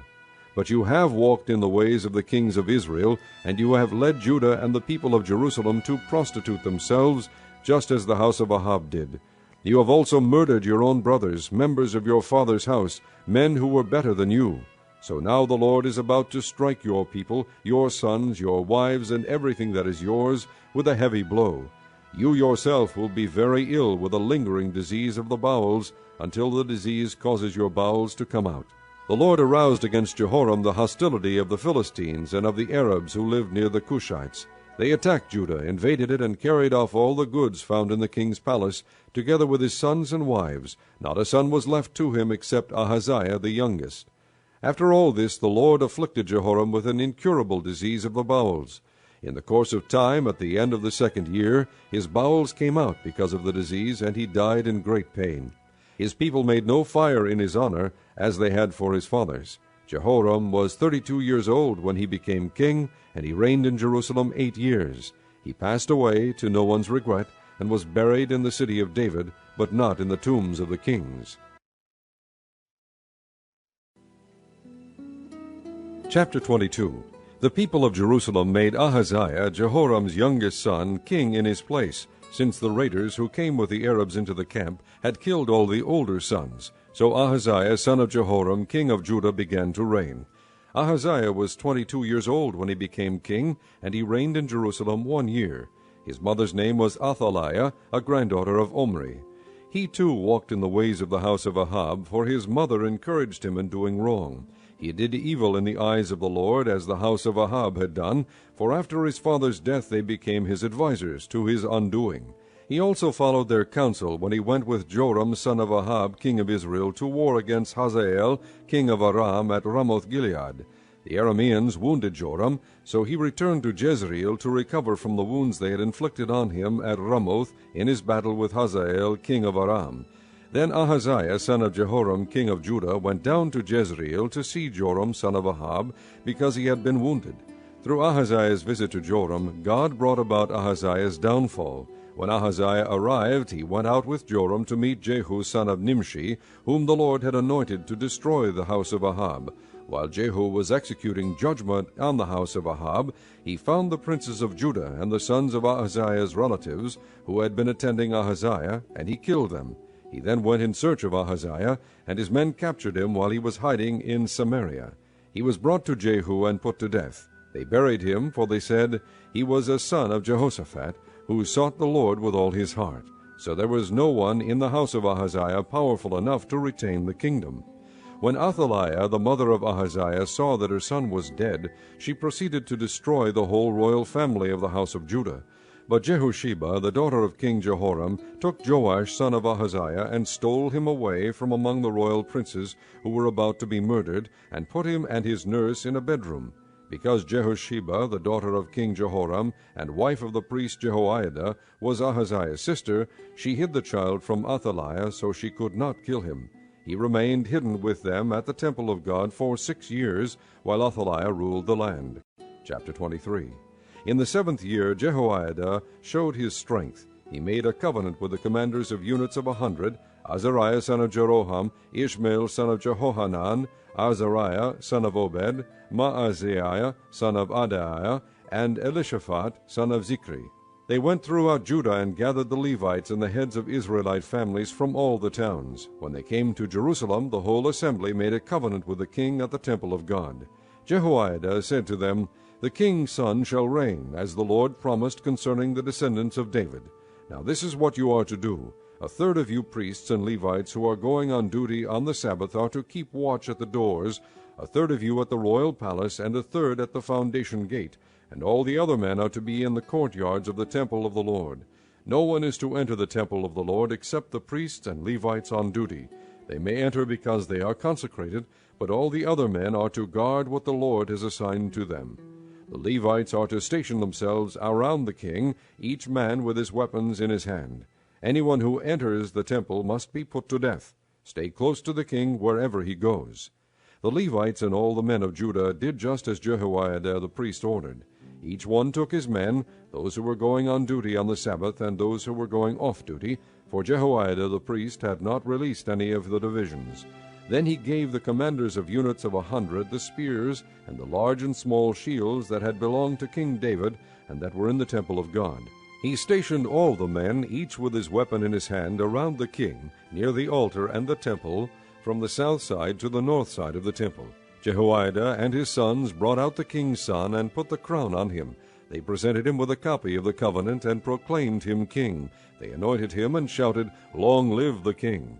When Athaliah heard the noise of the people running and cheering the king, she went to them at the temple of the Lord. She looked, and there was the king standing by his pillar at the entrance. The officers and the trumpeters were beside the king, and all the people of the land were rejoicing and blowing trumpets, and singers with musical instruments were leading the praises. Then Athaliah tore her robes and shouted, "Treason! Treason!" Jehoiada the priest sent out the commanders of units of 100, who were in charge of the troops, and said to them, "Bring her out between the ranks, and put to the sword anyone who follows her." For the priest had said, "Do not put her to death at the temple of the Lord." So they seized her as she reached the entrance of the horse gate on the palace grounds, and there they put her to death. Jehoiada then made a covenant that he and the people and the king would be the Lord's people. All the people went to the temple of Baal and tore it down. They smashed the altars and idols, and killed Mattan the priest of Baal in front of the altars. Then Jehoiada placed the oversight of the temple of the Lord in the hands of the priests, who were Levites, to whom David had made assignments in the temple, to present the burnt offerings of the Lord as written in the law of Moses, with rejoicing and singing, as David had ordered. He also stationed doorkeepers at the gates of the Lord's temple, so that no one who was in any way unclean might enter. He took with him the commanders of hundreds, the nobles, the rulers of the people, and all the people of the land, and brought the king down from the temple of the Lord. They went into the palace through the upper gate, and seated the king on the royal throne. And all the people of the land rejoiced. And the city was quiet, because Athaliah had been slain with the sword. Chapter 24. Joash was 7 years old when he became king, and he reigned in Jerusalem 40 years. His mother's name was Zibiah. She was from Beersheba. Joash did what was right in the eyes of the Lord all the years of Jehoiada the priest. Jehoiada chose 2 wives for him, and he had sons and daughters. Sometime later Joash decided to restore the temple of the Lord. He called together the priests and Levites and said to them, "Go to the towns of Judah and collect the money due annually from all Israel to repair the temple of your God. Do it now." But the Levites did not act at once. Therefore the king summoned Jehoiada the chief priest and said to him, "Why haven't you required the Levites to bring in from Judah and Jerusalem the tax imposed by Moses the servant of the Lord, and by the assembly of Israel, for the tent of the testimony?" Now the sons of that wicked woman Athaliah had broken into the temple of God, and had used even its sacred objects for the Baals. At the king's command, a chest was made and placed outside at the gate of the temple of the Lord. A proclamation was then issued in Judah and Jerusalem that they should bring to the Lord the tax that Moses the servant of God had required of Israel in the desert. All the officials and all the people brought their contributions gladly, dropping them into the chest until it was full. Whenever the chest was brought in by the Levites to the king's officials, and they saw that there was a large amount of money, the royal secretary and the officer of the chief priest would come and empty the chest and carry it back to its place. They did this regularly, and collected a great amount of money. The king and Jehoiada gave it to the men who carried out the work required for the temple of the Lord. They hired masons and carpenters to restore the Lord's temple, and also workers in iron and bronze to repair the temple. The men in charge of the work were diligent, and the repairs progressed under them. They rebuilt the temple of God according to its original design and reinforced it. When they had finished, they brought the rest of the money to the king and Jehoiada, and with it were made articles for the Lord's temple, articles for the service and for the burnt offerings, and also dishes and other objects of gold and silver. As long as Jehoiada lived, burnt offerings were presented continually in the temple of the Lord. Now Jehoiada was old and full of years, and he died at the age of 130. He was buried with the kings in the city of David, because of the good he had done in Israel for God and his temple. After the death of Jehoiada, the officials of Judah came and paid homage to the king, and he listened to them. They abandoned the temple of the Lord, the God of their fathers, and worshipped Asherah poles and idols. Because of their guilt, God's anger came upon Judah and Jerusalem, although the Lord sent prophets to the people to bring them back to him, and though they testified against them, they would not listen. Then the Spirit of God came upon Zechariah, son of Jehoiada the priest. He stood before the people and said, "This is what God says, Why do you disobey the Lord's commands? You will not prosper. Because you have forsaken the Lord, he has forsaken you." But they plotted against him, and by order of the king they stoned him to death in the courtyard of the Lord's temple. King Joash did not remember the kindness Zechariah's father Jehoiada had shown him, but killed his son, who said as he lay dying, "May the Lord see this, and call you to account."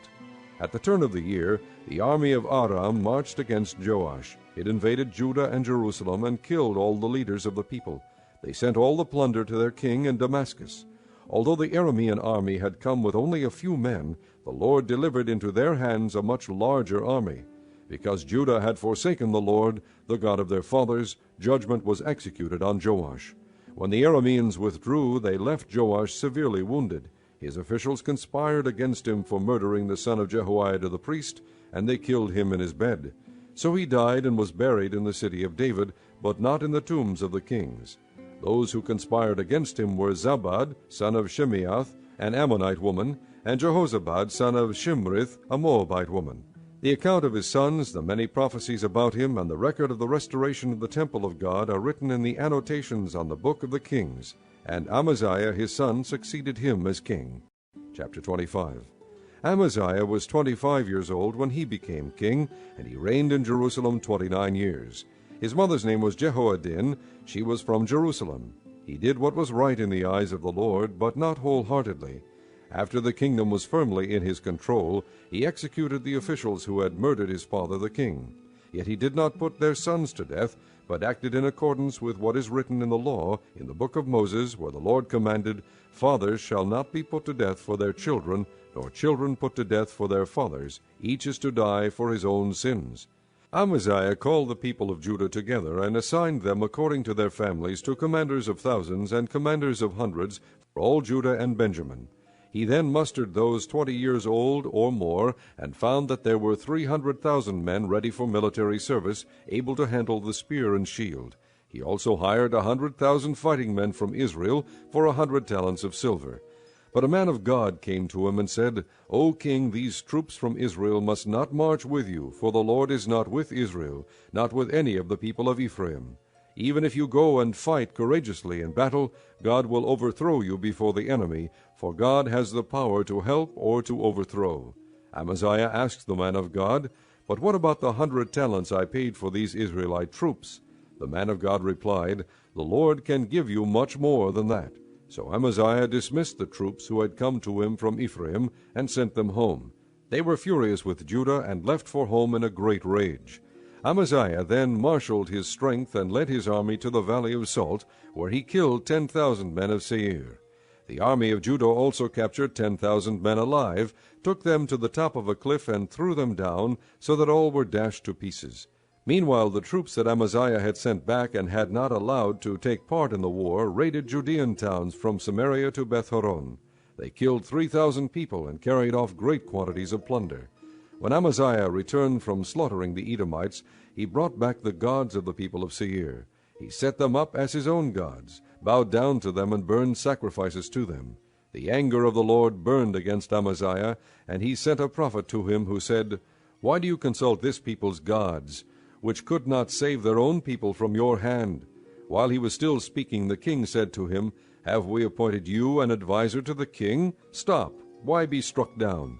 So the prophet stopped, but said, I know that God has determined to destroy you, because you have done this, and have not listened to my counsel. After Amaziah king of Judah consulted his advisers, he sent this challenge to Joash, son of Joahaz, the son of Jehu, king of Israel. Come meet me face to face. But Jehoash, king of Israel, replied to Amaziah, king of Judah, A thistle in Lebanon sent a message to a cedar in Lebanon, Give your daughter to my son in marriage. Then a wild beast in Lebanon came along and trampled the thistle underfoot. You say to yourself that you have defeated Edom, and now you are arrogant and proud. But stay at home. Why ask for trouble and cause your own downfall and that of Judah also? Amaziah, however, would not listen, for God so worked that he might hand them over to Joash, because they sought the gods of Edom. So Jehoash, king of Israel, attacked. He and Amaziah, king of Judah, faced each other at Beth-shemesh in Judah.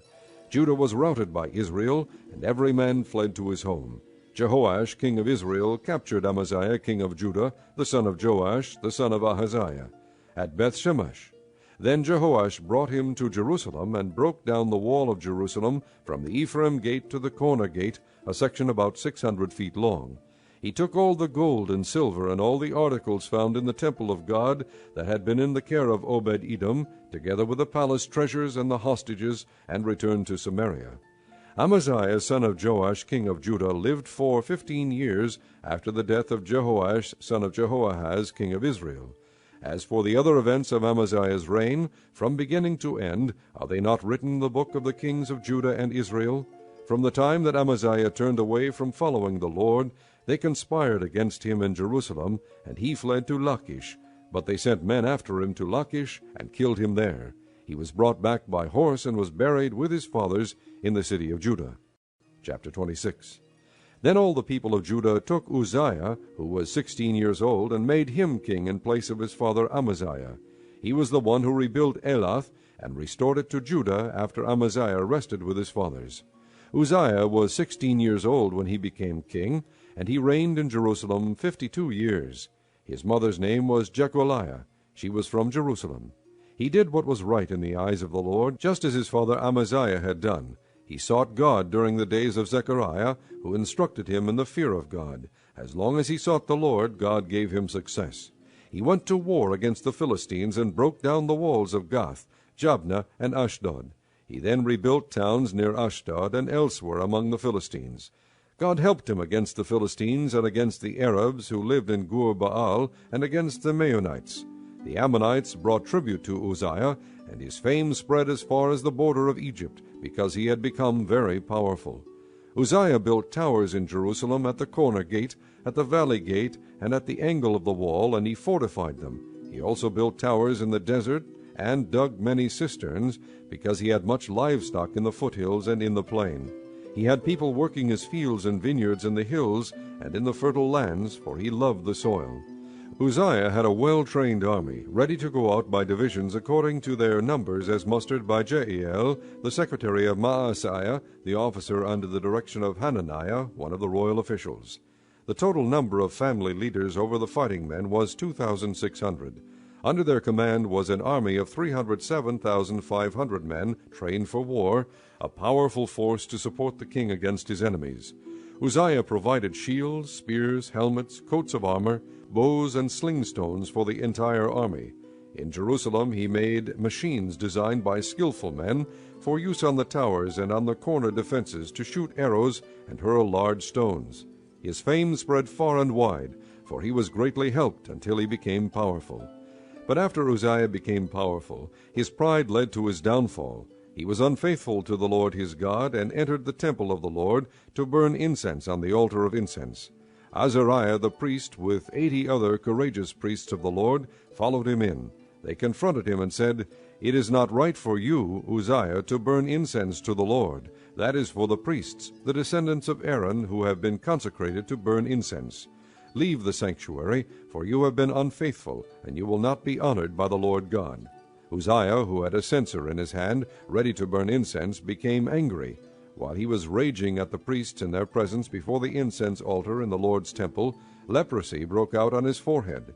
When Azariah the chief priest and all the other priests looked at him, they saw that he had leprosy on his forehead, so they hurried him out. Indeed, he himself was eager to leave, because the Lord had afflicted him. King Uzziah had leprosy until the day he died. He lived in a separate house, leprous, and excluded from the temple of the Lord. Jotham his son had charge of the palace and governed the people of the land. The other events of Uzziah's reign from the beginning to end are recorded by the prophet Isaiah, son of Amoz. Uzziah rested with his fathers and was buried near them in a field for burial that belonged to the kings, for people said he had leprosy, and Jotham his son succeeded him as king. Chapter 27.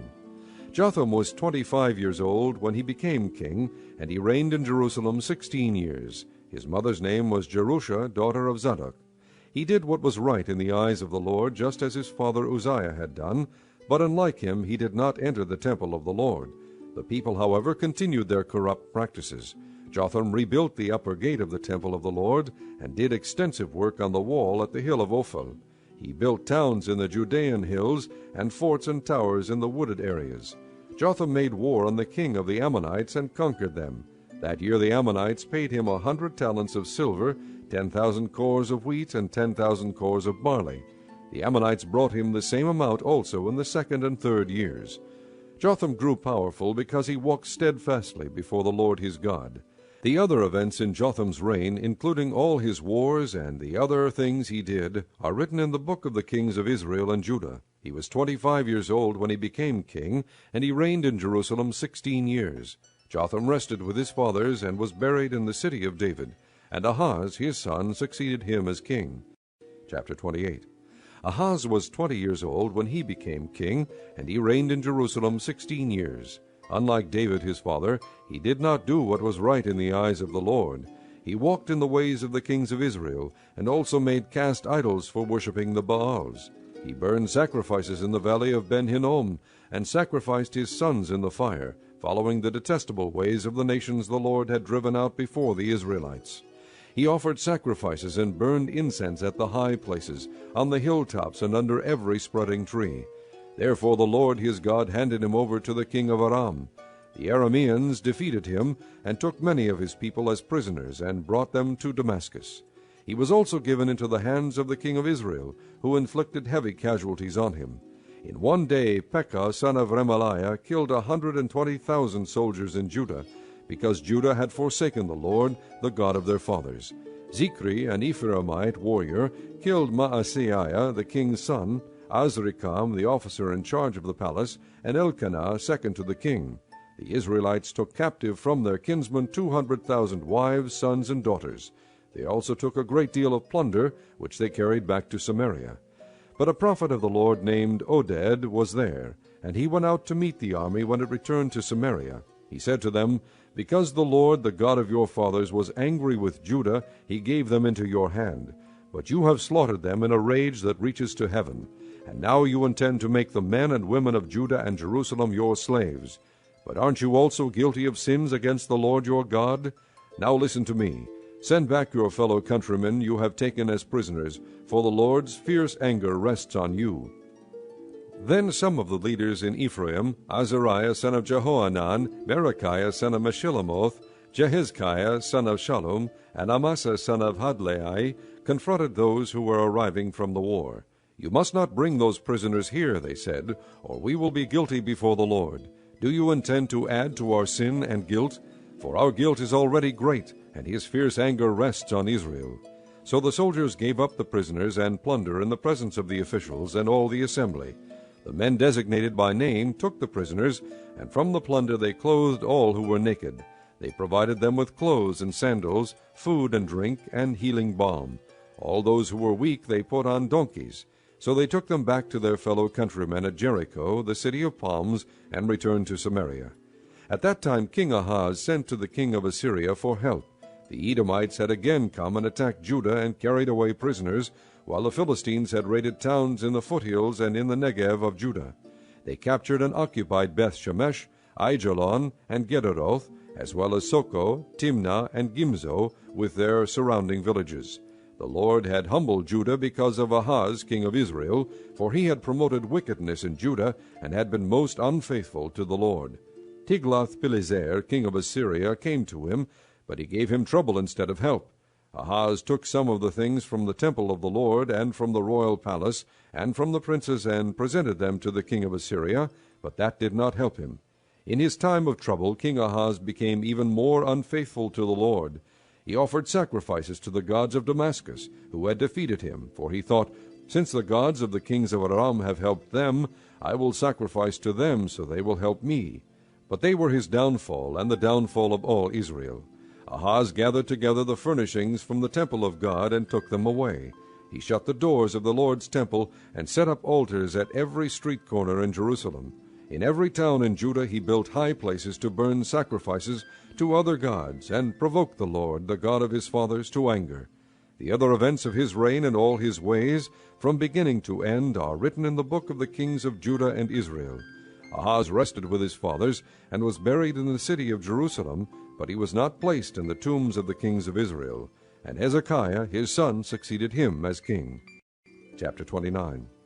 Hezekiah was 25 years old when he became king, and he reigned in Jerusalem 29 years. His mother's name was Abijah, daughter of Zechariah. He did what was right in the eyes of the Lord, just as his father David had done. In the first month of the first year of his reign, he opened the doors of the temple of the Lord and repaired them.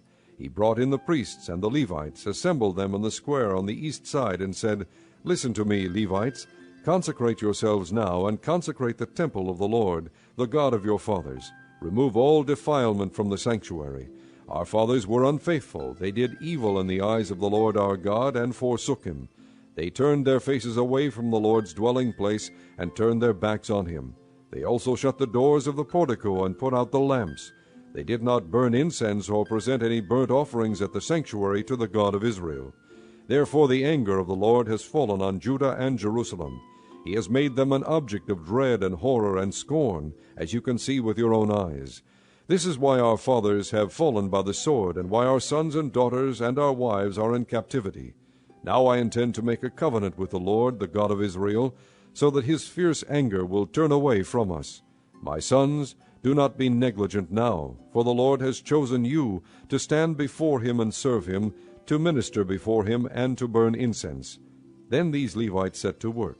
From the Kohathites, Mahath, son of Amasai, and Joel, son of Azariah. From the Merarites, Kish son of Abdi, and Azariah son of Jehalalel. From the Gershonites, Joah son of Zimmah, and Adin son of Joah. From the descendants of Eliasaphan, Shimri and Jael. From the descendants of Asa, Zechariah and Mattaniah. From the descendants of Haman, Jahiel and Shimei. From the descendants of Jeduthun, Shemaiah and Uzziel. When they had assembled their brothers and consecrated themselves, they went in to purify the temple of the Lord, as the king had ordered, following the word of the Lord. The priests went into the sanctuary of the Lord to purify it. They brought out to the courtyard of the Lord's temple everything unclean that they found in the temple of the Lord. The Levites took it and carried it out to the Kidron valley. They began the consecration on the 1st day of the 1st month, and by the 8th day of the month they reached the portico of the Lord. For 8 more days they consecrated the temple of the Lord itself, finishing on the 16th day of the 1st month. Then they went in to King Hezekiah and reported, "We have purified the entire temple of the Lord, the altar of burnt offering with all its utensils, and the table for setting out the consecrated bread with all its articles. We have prepared and consecrated all the articles that King Ahaz removed in his unfaithfulness while he was king. They are now in front of the Lord's altar." Early the next morning King Hezekiah gathered the city officials together and went up to the temple of the Lord. They brought 7 bulls, 7 rams, 7 male lambs, and 7 male goats as a sin offering for the kingdom, for the sanctuary, and for Judah. The king commanded the priests, the descendants of Aaron, to offer these on the altar of the Lord. So they slaughtered the bulls, and the priests took the blood and sprinkled it on the altar. Next they slaughtered the rams and sprinkled their blood on the altar. Then they slaughtered the lambs and sprinkled their blood on the altar. The goats for the sin offering were brought before the king and the assembly, and they laid their hands on them. The priests then slaughtered the goats and presented their blood on the altar for a sin offering to atone for all Israel, because the king had ordered the burnt offering and the sin offering for all Israel.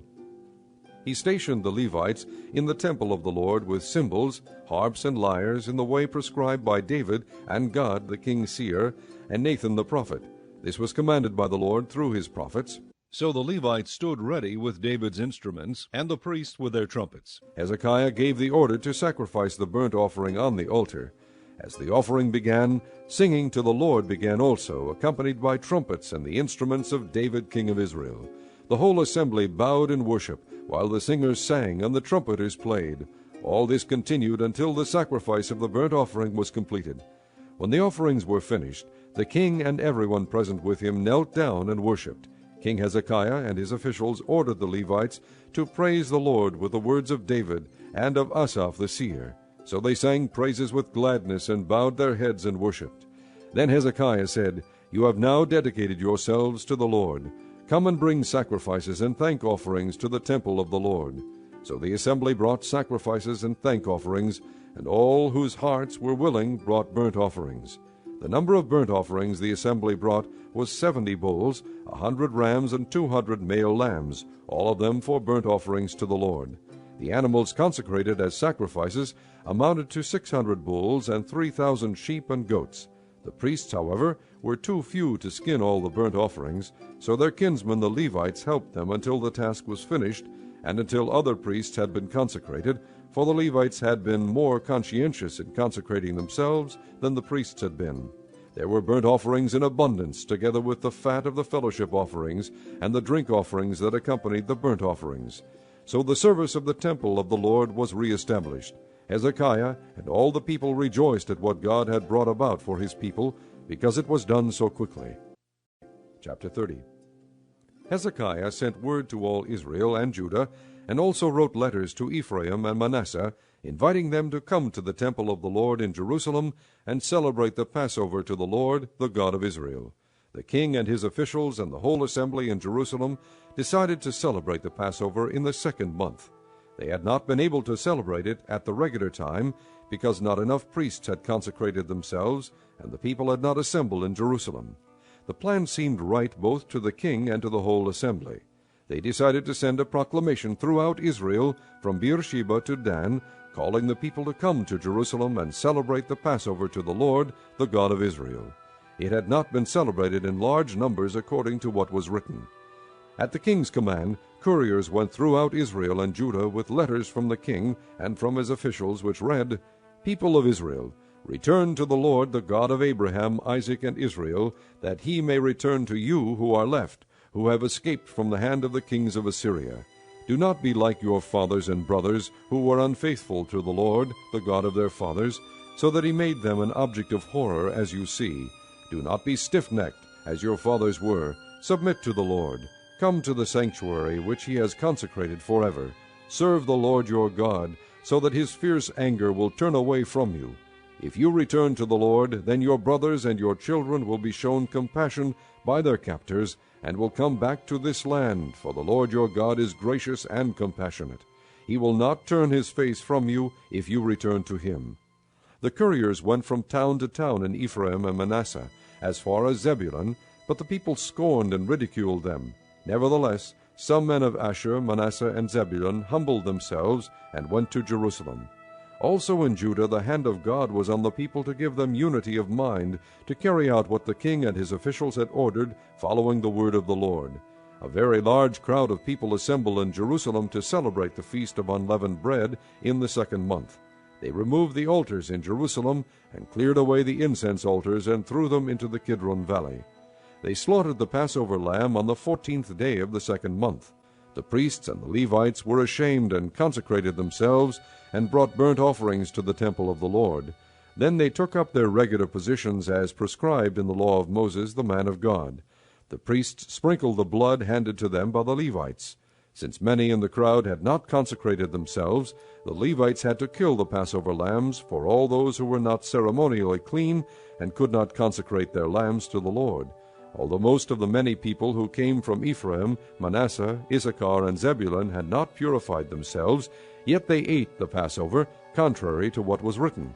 But Hezekiah prayed for them, saying, May the Lord, who is good, pardon everyone who sets his heart on seeking God, the Lord, the God of his fathers, even if he is not clean according to the rules of the sanctuary. And the Lord heard Hezekiah, and healed the people. The Israelites who were present in Jerusalem celebrated the Feast of Unleavened Bread for 7 days with great rejoicing, while the Levites and priests sang to the Lord every day, accompanied by the Lord's instruments of praise.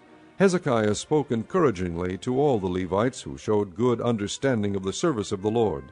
For the 7 days they ate their assigned portion, and offered fellowship offerings, and praised the Lord, the God of their fathers. The whole assembly then agreed to celebrate the festival 7 more days, so for another 7 days they celebrated joyfully. Hezekiah, king of Judah, provided 1,000 bulls and 7,000 sheep and goats for the assembly, and the officials provided them with 1,000 bulls and 10,000 sheep and goats. A great number of priests consecrated themselves. The entire assembly of Judah rejoiced, along with the priests and Levites, and all who had assembled from Israel, including the aliens who had come from Israel and those who lived in Judah. There was great joy in Jerusalem, for since the days of Solomon, son of David, king of Israel, there had been nothing like this in Jerusalem. The priests and the Levites stood to bless the people, and God heard them, for their prayer reached heaven, his holy dwelling place. Chapter 31. When all this had ended, the Israelites who were there went out to the towns of Judah, smashed the sacred stones, and cut down the Asherah poles. They destroyed the high places and the altars throughout Judah and Benjamin, and in Ephraim and Manasseh. After they had destroyed all of them, the Israelites returned to their own towns and to their own property. Hezekiah assigned the priests and Levites to divisions, each of them according to their duties as priests or Levites, to offer burnt offerings and fellowship offerings, to minister, to give thanks, and to sing praises at the gates of the Lord's dwelling. The king contributed from his own possessions for the morning and evening burnt offerings, and for the burnt offerings on the Sabbaths, new moons, and appointed feasts, as written in the law of the Lord. He ordered the people living in Jerusalem to give the portion due the priests and Levites, so they could devote themselves to the law of the Lord. As soon as the order went out, the Israelites generously gave the first fruits of their grain, new wine, oil, and honey, and all that the fields produced. They brought a great amount, a tithe of everything. The men of Israel and Judah who lived in the towns of Judah also brought a tithe of their herds and flocks, and a tithe of the holy things dedicated to the Lord their God, and they piled them in heaps. They began doing this in the 3rd month, and finished in the 7th month. When Hezekiah and his officials came and saw the heaps, they praised the Lord and blessed his people Israel. Hezekiah asked the priests and Levites about the heaps, and Azariah the chief priest from the family of Zadok, answered, Since the people began to bring their contributions to the temple of the Lord, we have had enough to eat and plenty to spare, because the Lord has blessed his people, and this great amount is left over. Hezekiah gave orders to prepare storerooms in the temple of the Lord, and this was done. Then they faithfully brought in the contributions, tithes, and dedicated gifts. Conaniah, a Levite, was in charge of these things, and his brother Shimei was next in rank.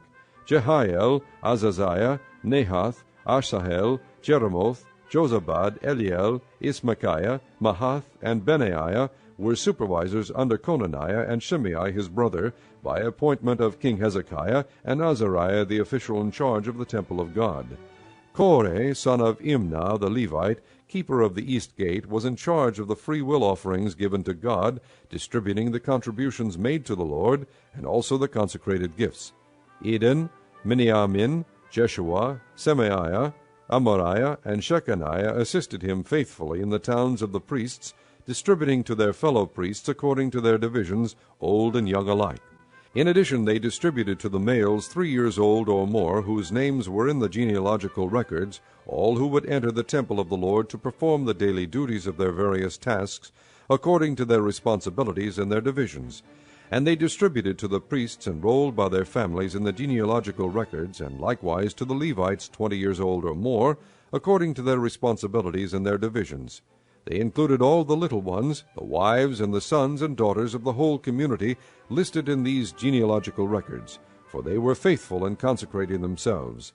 As for the priests, the descendants of Aaron, who lived on the farmlands around their towns, or in any other towns, men were designated by name to distribute portions to every male among them, and to all who were recorded in the genealogies of the Levites.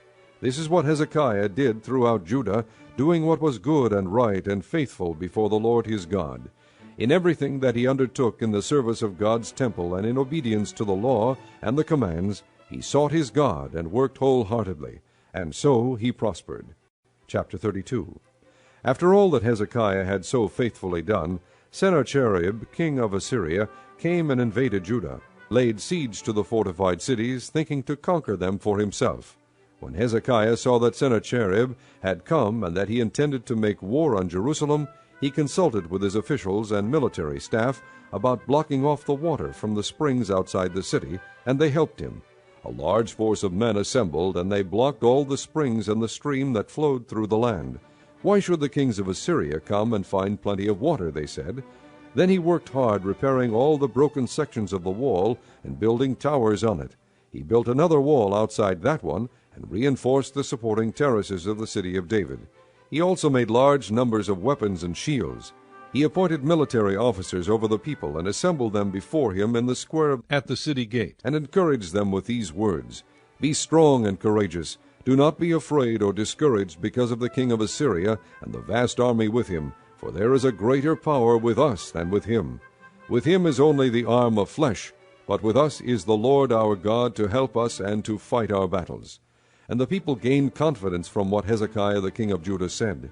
Later, when Sennacherib, king of Assyria, and all his forces were laying siege to Lachish, he sent his officers to Jerusalem with this message for Hezekiah, king of Judah, and for all the people of Judah who were there. This is what Sennacherib, king of Assyria, says. On what are you basing your confidence that you remain in Jerusalem under siege? When Hezekiah says, The Lord our God will save us from the hand of the king of Assyria, he is misleading you, to let you die of hunger and thirst. Did not Hezekiah himself remove this God's high places and altars, saying to Judah and Jerusalem, You must worship before one altar and burn sacrifices on it? Do you not know what I and my fathers have done to all the peoples of the other lands? Were the gods of those nations ever able to deliver their land from my hand? Who of all the gods of these nations that my fathers destroyed has been able to save his people from me? How then can your God deliver you from my hand? Now do not let Hezekiah deceive you and mislead you like this. Do not believe him, for no God of any nation or kingdom has been able to deliver his people from my hand or the hand of my fathers. How much less will your God deliver you from my hand? Sennacherib's officers spoke further against the Lord God and against his servant Hezekiah. The king also wrote letters insulting the Lord, the God of Israel, and saying this against him, Just as the gods of the peoples of the other lands did not rescue their people from my hand, so the God of Hezekiah will not rescue his people from my hand. Then they called out in Hebrew to the people of Jerusalem who were on the wall, to terrify them and make them afraid in order to capture the city. They spoke about the God of Jerusalem as they did about the gods of the other peoples of the world, the work of men's hands. King Hezekiah and the prophet Isaiah, son of Amoz, cried out in prayer to heaven about this. And the Lord sent an angel, who annihilated all the fighting men and the leaders and officers in the camp of the Assyrian king. So he withdrew to his own land in disgrace, and when he went into the temple of his God, some of his sons cut him down with a sword. So the Lord saved Hezekiah and the people of Jerusalem from the hand of Sennacherib, king of Assyria, and from the hand of all others. He took care of them on every side. Many brought offerings to Jerusalem for the Lord, and valuable gifts for Hezekiah king of Judah. From then on he was highly regarded by all the nations. In those days Hezekiah became ill, and was at the point of death. He prayed to the Lord, who answered him and gave him a miraculous sign. But Hezekiah's heart was proud, and he did not respond to the kindness shown him. Therefore the Lord's wrath was on him, and on Judah and Jerusalem. Then Hezekiah repented of the pride of his heart, as did the people of Jerusalem. Therefore the Lord's wrath did not come upon them during the days of Hezekiah. Hezekiah had very great riches and honor, treasuries for his silver and gold, and for his precious stones, spices, shields, and all kinds of valuables. He also made buildings to store the harvest of grain, new wine, and oil, and he made stalls for various kinds of cattle, and pens for the flocks. He built villages and acquired great numbers of flocks and herds, for God had given him very great riches. It was Hezekiah who blocked the upper outlet of the Gihon spring and channeled the water down to the west side of the city of David. He succeeded in everything he undertook. But when envoys were sent by the rulers of Babylon to ask him about the miraculous sign that had occurred in the land, God left him to test him and to know everything that was in his heart. The other events of Hezekiah's reign and his acts of devotion are written in the vision of the prophet Isaiah, son of Amoz, in the book of the kings of Judah and Israel. Hezekiah rested with his fathers, and was buried on the hill where the tombs of David's descendants are. All Judah and the people of Jerusalem honored him when he died, and Manasseh his son succeeded him as king. Chapter 33. Manasseh was 12 years old when he became king, and he reigned in Jerusalem 55 years. He did evil in the eyes of the Lord, following the detestable practices of the nations the Lord had driven out before the Israelites. He rebuilt the high places his father Hezekiah had demolished. He also erected altars to the Baals, and made Asherah poles. He bowed down to all the starry hosts and worshipped them. He built altars in the temple of the Lord, of which the Lord had said, "My name will remain in Jerusalem forever." In both courts of the temple of the Lord he built altars to all the starry hosts. He sacrificed his sons in the fire in the valley of Ben-Hinnom, practiced sorcery, divination, and witchcraft, and consulted mediums and spiritists. He did much evil in the eyes of the Lord, provoking him to anger. He took the carved image he had made, and put it in God's temple, of which God had said to David and to his son Solomon, "In this temple and in Jerusalem, which I have chosen out of all the tribes of Israel, I will put my name forever. I will not again make the feet of the Israelites leave the land I assigned to your forefathers, if only they will be careful to do everything I commanded them concerning all the laws, decrees, and ordinances given through Moses." But Manasseh led Judah and the people of Jerusalem astray, so that they did more evil than the nations the Lord had destroyed before the Israelites. The Lord spoke to Manasseh and his people, but they paid no attention. So the Lord brought against them the army commanders of the king of Assyria, who took Manasseh prisoner, put a hook in his nose, bound him with bronze shackles, and took him to Babylon. In his distress he sought the favor of the Lord his God, and humbled himself greatly before the God of his fathers. And when he prayed to him, the Lord was moved by his entreaty, and listened to his plea. So he brought him back to Jerusalem and to his kingdom. Then Manasseh knew that the Lord is God. Afterward he rebuilt the outer wall of the city of David, west of the Gihon spring in the valley, as far as the entrance of the fish gate, and encircling the hill of Ophel. He also made it much higher. He stationed military commanders in all the fortified cities in Judah. He got rid of the foreign gods, and removed the image from the temple of the Lord, as well as all the altars he had built on the temple hill and in Jerusalem, and he threw them out of the city. Then he restored the altar of the Lord and sacrificed fellowship offerings and thank offerings on it, and told Judah to serve the Lord, the God of Israel. The people, however, continued to sacrifice at the high places, but only to the Lord their God. The other events of Manasseh's reign, including his prayer to his God and the words the seers spoke to him in the name of the Lord, the God of Israel, are written in the annals of the kings of Israel. His prayer and how God was moved by his entreaty, as well as all his sins and unfaithfulness, and the sites where he built high places and set up Asherah poles and idols before he humbled himself, all are written in the records of the seers. Manasseh rested with his fathers and was buried in his palace, and Amon his son succeeded him as king. Amon was 22 years old when he became king, and he reigned in Jerusalem 2 years. He did evil in the eyes of the Lord, as his father Manasseh had done. Amon worshipped and offered sacrifices to all the idols Manasseh had made. But unlike his father Manasseh, he did not humble himself before the Lord. Amon increased his guilt. Amon's officials conspired against him and assassinated him in his palace. Then the people of the land killed all who had plotted against King Amon, and they made Josiah his son king in his place. Chapter 34. Josiah was 8 years old when he became king, and he reigned in Jerusalem 31 years. He did what was right in the eyes of the Lord, and walked in the ways of his father David, not turning aside to the right or to the left. In the 8th year of his reign, while he was still young, he began to seek the God of his father David. In his 12th year he began to purge Judah and Jerusalem of high places, Asherah poles, carved idols, and cast images. Under his direction the altars of the Baals were torn down. He cut to pieces the incense altars that were above them, and smashed the Asherah poles, the idols, and the images. These he broke to pieces and scattered over the graves of those who had sacrificed to them. He burned the bones of the priests on their altars, and so he purged Judah and Jerusalem. In the towns of Manasseh, Ephraim, and Simeon, as far as Naphtali, and in the ruins around them, he tore down the altars and the Asherah poles, and crushed the idols to powder, and cut to pieces all the incense altars throughout Israel. Then he went back to Jerusalem.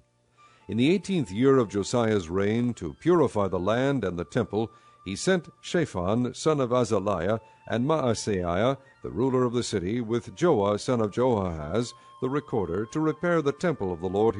They went to Hilkiah the high priest, and gave him the money that had been brought into the temple of God, which the Levites, who were the doorkeepers, had collected from the people of Manasseh, Ephraim, and the entire remnant of Israel, and from all the people of Judah and Benjamin, and the inhabitants of Jerusalem.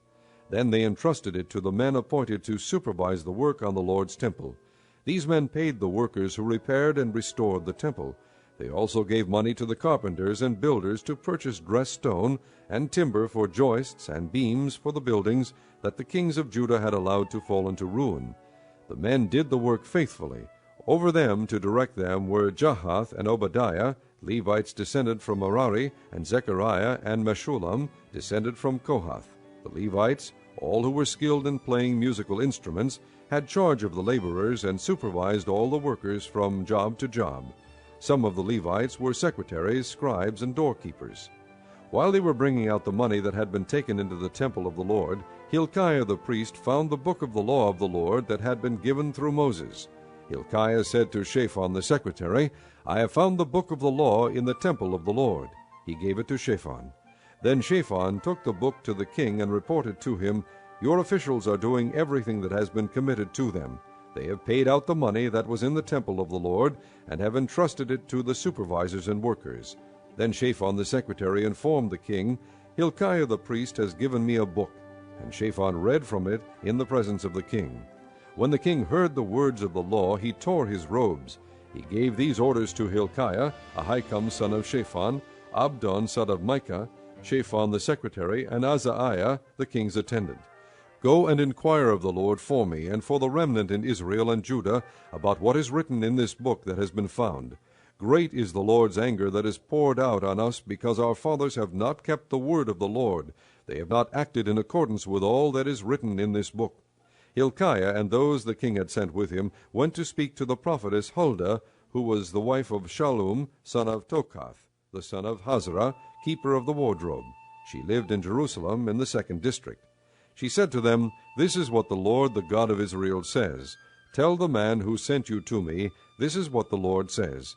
I am going to bring disaster on this place and its people, all the curses written in the presence of the king of Judah, because they have forsaken me and burned incense to other gods, and provoked me to anger by all that their hands have made. My anger will be poured out on this place and will not be quenched. Tell the king of Judah, who sent you to inquire of the Lord, this is what the Lord, the God of Israel, says concerning the words you heard. Because your heart was responsive, and you humbled yourself before God when you heard what he spoke against this place and its people, and because you humbled yourself before me, and tore your robes and wept in my presence, I have heard you, declares the Lord. Now I will gather you to your fathers, and you will be buried in peace. Your eyes will not see all the disaster I am going to bring on this place and on those who live here. So they took her answer back to the king. Then the king called together all the elders of Judah and Jerusalem. He went up to the temple of the Lord with the men of Judah, the people of Jerusalem, the priests and the Levites, all the people from the least to the greatest. He read in their hearing all the words of the book of the covenant which had been found in the temple of the Lord. The king stood by his pillar and renewed the covenant in the presence of the Lord, to follow the Lord and keep his commands, regulations, and decrees with all his heart and all his soul, and to obey the words of the covenant written in this book. Then he had everyone in Jerusalem and Benjamin pledge themselves to it. The people of Jerusalem did this in accordance with the covenant of God, the God of their fathers. Josiah removed all the detestable idols from all the territory belonging to the Israelites, and he had all who were present in Israel serve the Lord their God. As long as he lived, they did not fail to follow the Lord, the God of their fathers. Chapter 35. Josiah celebrated the Passover to the Lord in Jerusalem, and the Passover lamb was slaughtered on the 14th day of the first month. He appointed the priests to their duties, and encouraged them in the service of the Lord's temple. He said to the Levites, who instructed all Israel, and who had been consecrated to the Lord, "Put the sacred ark in the temple that Solomon son of David, king of Israel, built. It is not to be carried about on your shoulders. Now serve the Lord your God and his people Israel. Prepare yourselves by families in your divisions, according to the directions written by David king of Israel, and by his son Solomon. Stand in the holy place with a group of Levites for each subdivision of the families of your fellow countrymen, the lay people. Slaughter the Passover lambs, consecrate yourselves, and prepare the lambs for your fellow countrymen, doing what the Lord commanded through Moses." Josiah provided for all the lay people who were there a total of 30,000 sheep and goats for the Passover offerings, and also 3,000 cattle, all from the king's own possessions. His officials also contributed voluntarily to the people and the priests and Levites. Hilkiah, Zechariah, and Jehiel, the administrators of God's temple, gave the priests 2,600 Passover offerings and 300 cattle. Also Conaniah, along with Shemaiah and Nethanel, his brothers, and Hashabiah, Jael, and Jozabad, the leaders of the Levites, provided 5,000 Passover offerings and 500 head of cattle for the Levites. The service was arranged, and the priests stood in their places with the Levites in their divisions, as the king had ordered. The Passover lambs were slaughtered, and the priests sprinkled the blood handed to them, while the Levites skinned the animals. They set aside the burnt offerings to give them to the subdivisions of the families of the people to offer to the Lord, as is written in the book of Moses. They did the same with the cattle. They roasted the Passover animals over the fire as prescribed, and boiled the holy offerings in pots, cauldrons, and pans, and served them quickly to all the people. After this they made preparations for themselves and for the priests, because the priests, the descendants of Aaron, were sacrificing the burnt offerings and the fat portions until nightfall. So the Levites made preparations for themselves and for the Aaronic priests. The musicians, the descendants of Asaph, were in the places prescribed by David, Asaph, Heman, and Jeduthun the king's seer.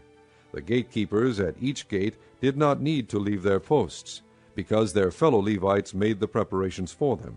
So at that time the entire service of the Lord was carried out for the celebration of the Passover and the offering of burnt offerings on the altar of the Lord, as King Josiah had ordered.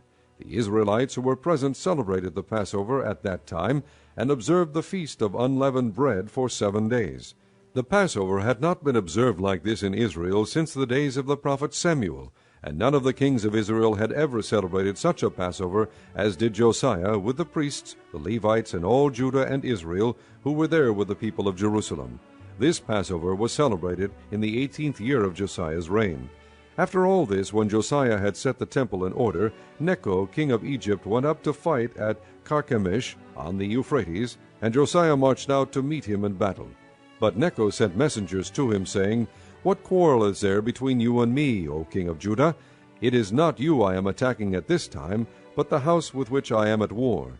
God has told me to hurry, so stop opposing God who is with me, or he will destroy you.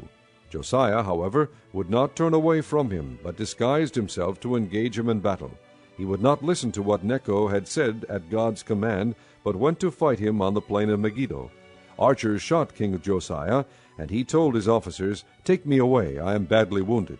So they took him out of his chariot, put him in the other chariot he had, and brought him to Jerusalem, where he died. He was buried in the tombs of his fathers, and all Judah and Jerusalem mourned for him.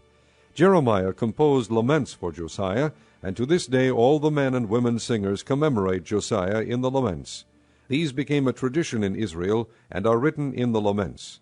The other events of Josiah's reign and his acts of devotion, according to what is written in the law of the Lord, all the events from beginning to end, are written in the book of the kings of Israel and Judah.